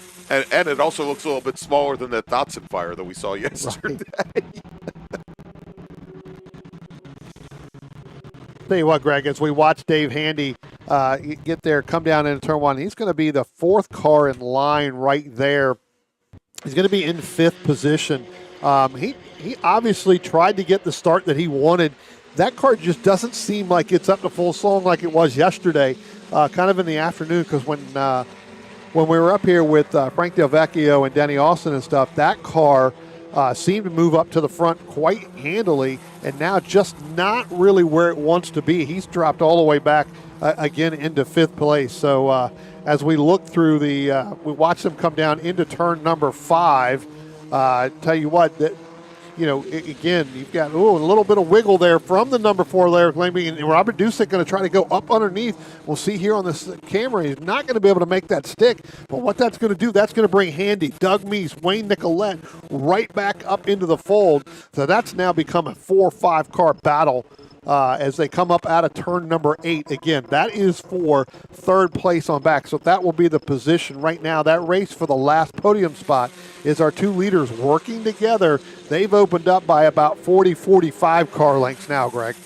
Yeah, so big gap there now that they have opened up as Langby now just bring in. What a battle here actually for third, Brian, between Langby, Dusick, and Handy, as they are now 3 wide going down into turn number 1. And Langbein comes across the nose of the Winkleman of Robert Dusick just as they get under braking going into 1. Actually, that's Dave Handy. Oh, that's right. Oh, yeah, the orange and white Crossley. You're right. There is now, so that's going to move Langby back in the third position now? No, that's actually going to, with that pass right there as they head up, that's Handy in third. Okay. That's going to be Robert Dusick, Doug Meese. Then, got it. Then Eric Langby in number 4. So Langby drops from third all the way now back in the 6th position. Yeah, wow. So again, Dave Handy got a great run out of turn number 10 right there down the front stretch. And I'll tell you what, Greg, it looked like that car for what, again, and this is what I was talking about yesterday, clearly did not even touch the brakes or come near the brakes coming out of turn 10, because that car looked like it was just shot out of a cannon right there in that last lap. And let's take a look as our leaders now coming through turn 10, and I love just looking at the slip angle at the back of both of those cars here as we watch this battle for third now as they jockey for position going into the corner. Very conscious not to go into that corner side by side were Handy and Meese, because I think they knew that Dusick would get that run right out of 10. And Brian, now as they come down into turn number 1, again, side by side, down now to the inside, that is the Lola of Doug Meese, makes the move on Doug Handy. And as they come out from behind the trees, let's take a look here. Handy is to driver's right to the left here, and he gets back around Doug Meese. So Meese now drops back in the 4th place. Yeah. Pretty good battle right there. What that's really doing, though, is it's really letting your leaders get even further and further away, as we did have a pass for a new leader as Scott Fairchild made the pass over Jake King going down into turn 1. Really made it at the start-finish line, came out, and then basically as soon as he got clear of him, moved back over to driver's left in order to not set up and break a draft that they could get right back in. Again, not to lose whatever gains they've just made by our 2nd, 3rd, and 4th place racers here. So we'll track them coming out of turn 10 here. And then, Dominic, if we can take a look, if we've got our turn 1 camera, there it is. That's Fairchild going back around Jake King. So Jake King's getting around Fairchild on the back half of the racetrack. And again, we heard Denny and Frank talking about it. That motor not full. Right. Fairchild's got a brand new rebuild motor in there, or an updated motor in there. So again, he's able to get it down the front stretch, has more power, which when we get to the end here, if King is leading, that's going to be tough to hold Fairchild off. Yeah, indeed. And I guess the advantage here, Brian, that we're seeing, and now Jake King steps to the inside for turn 4 and gets the pass made in the chute to take the lead again. If Jake King can lead out of turn 10 on the last lap, he's got a chance, Brian, because we haven't really been able to see Scott Fairchild make the pass prior to start finish. He has made the pass prior to start every single lap he's made that pass. That's what I'm saying.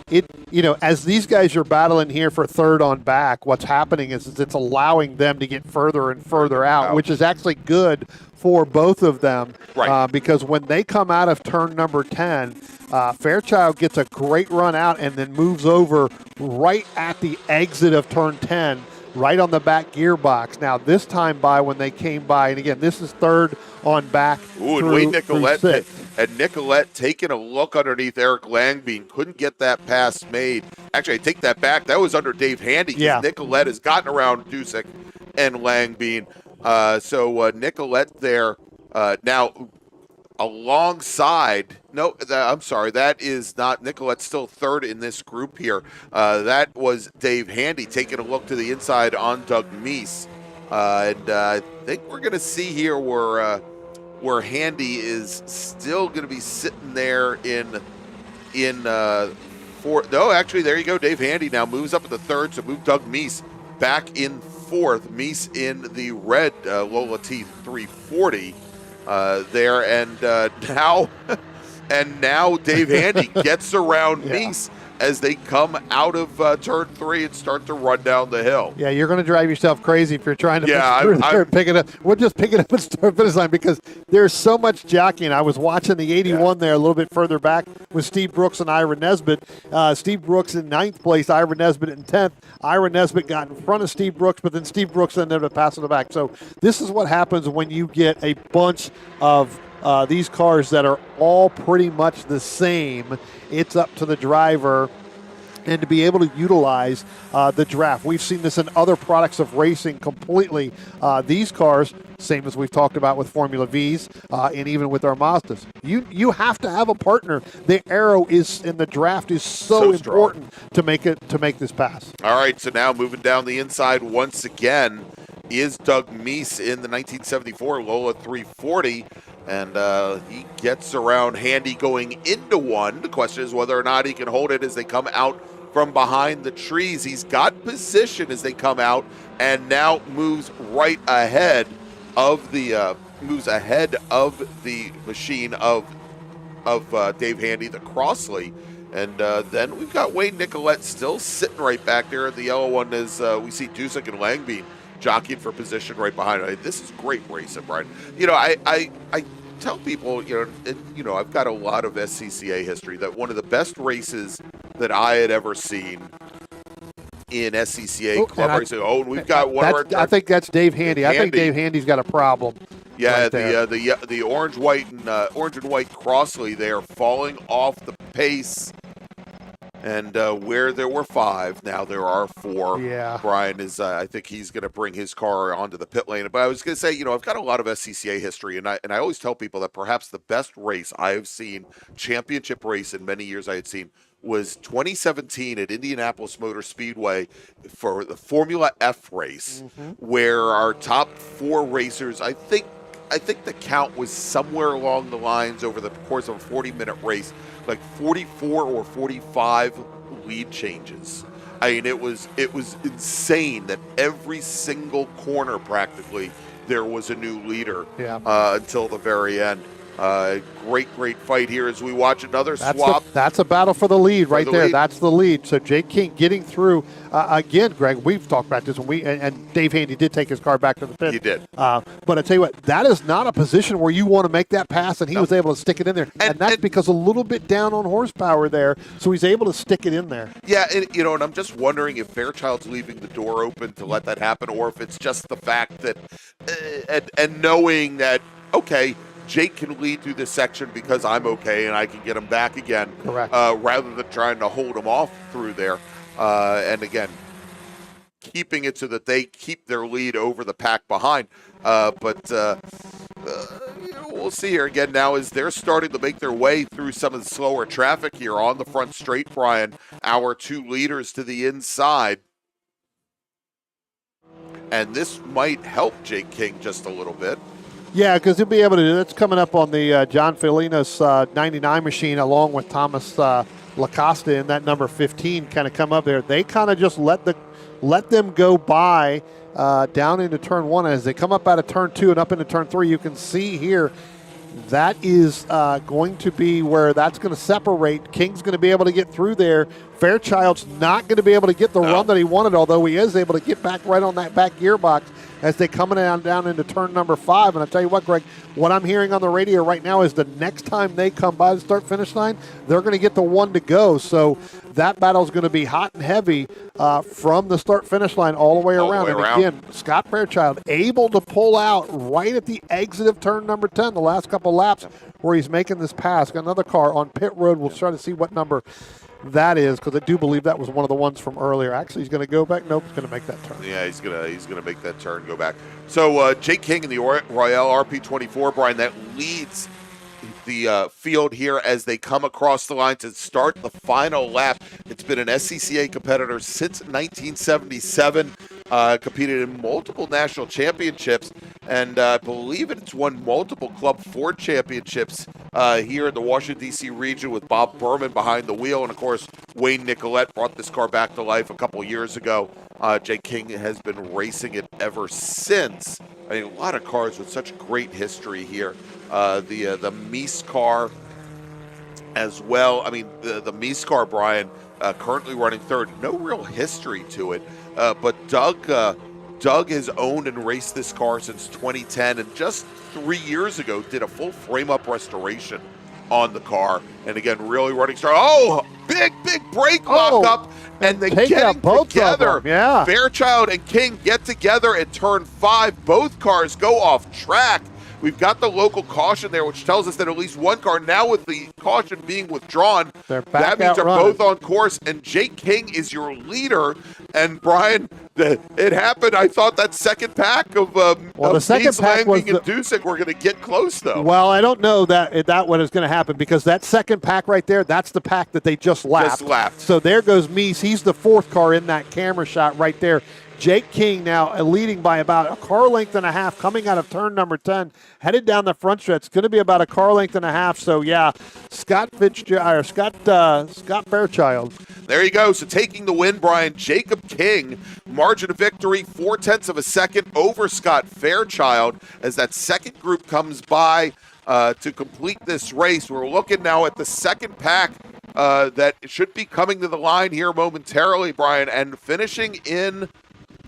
Actually, that is now a little bit further back. That is the Dave Fairchild machine.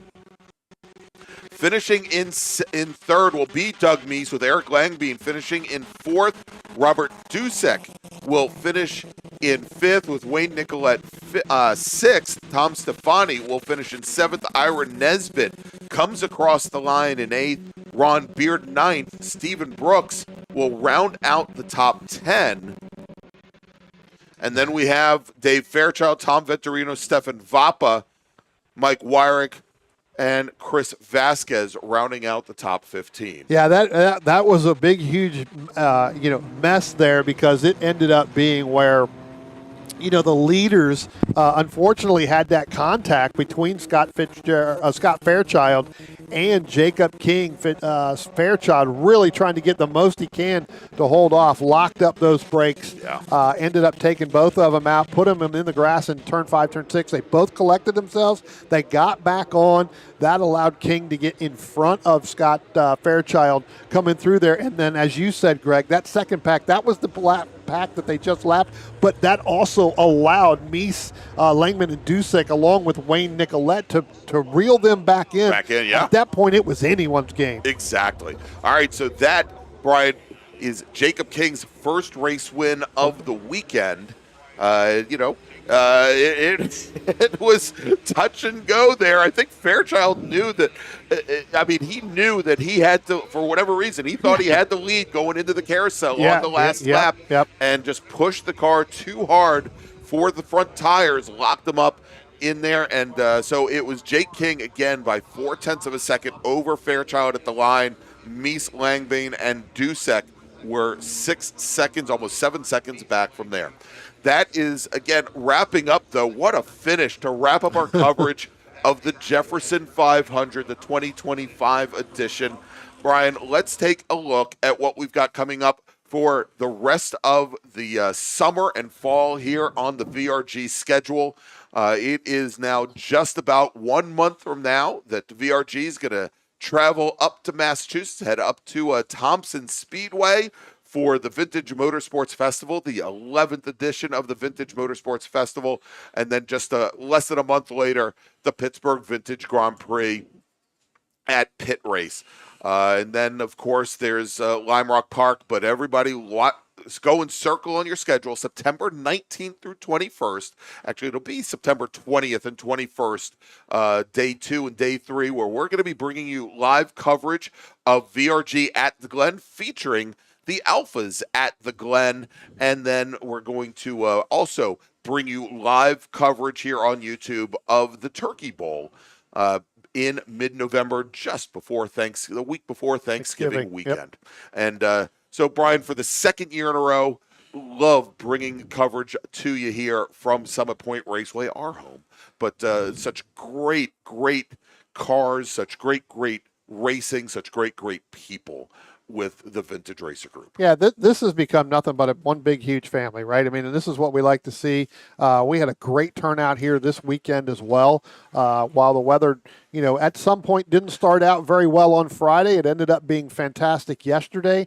Been a really good day today, although the clouds kind of rolled in here this afternoon now. But, look, what a fantastic event this has put on. And as you said, Greg, great that we could bring the coverage to this, because this racing just doesn't get any better with this vintage cars, right? This is something that just needs to expand even more and more as we go through the season. And again, as you mentioned, we're going to see that here through the next couple of events and even at Watkins Glen. All right, so for Dominic Mandiel, for Brian Donati, I'm Greg Ginsberg, and we will see you September 20th and 21st from Watkins Glen International. Thank you so much for joining us this weekend. Hope you enjoyed your coverage. Remember, if you haven't done so already, give us a big thumbs up. Subscribe to the VRG channel so you'll know when we go live from Watkins Glen, and we'll see you very soon. Want to get started streaming your races or make your current live stream more captivating? We've helped hundreds of drivers create engaging live streams. It's simple. Create a new stream event, grab your camera, and start streaming. Head over to myraces.live to sign up for a free account. Or join us in our community Discord. Stream, share, engage. Willing and Able Racing offers top-quality spec race car rentals with full setup and repair services, including trackside support for SCCA, NASA, VRG, and other organizations' road race time trials and track day events. Their spec racer Ford specialists and each of their Gen 3 machines sports a SATAV sequential transmission and a data acquisition system. Also offering spec Miata rentals, Willing and Able is currently taking reservations for the remainder of the Mid-Atlantic Road Racing Series season. For more information, email Willing and Able at rent@WNARacing.com, see them on Instagram at WNA Racing, or visit their website at WNARacing.com. Willing and Able would like to thank all the volunteers this weekend who've graciously donated their time so that we may race. Combining the art and science of going fast, Peter Krause provides professional, private coaching and analysis for sports car drivers at many East Coast tracks, including Virginia International Raceway, as well as remotely via Zoom. A multi-time championship-winning race car driver, award-winning mechanic, and automotive historian, Krause can communicate effectively both the psychology and methodology of going fast. Pioneering the use of GPS data and video logging technology to advance driver performance in club-level, historic, and entry-level professional series since 2001, Peter relies on data-driven objective measures, creating successful strategies to make his drivers faster. An expert in AIM, VBOX, Motec, and Garmin, as well as other systems. If you have questions on how to get more out of your data, schedule a consultation either in person or remotely to leverage the power of your tools to improve your driving. For more information, call 919-740-1871 or visit www.peterkrause.net today.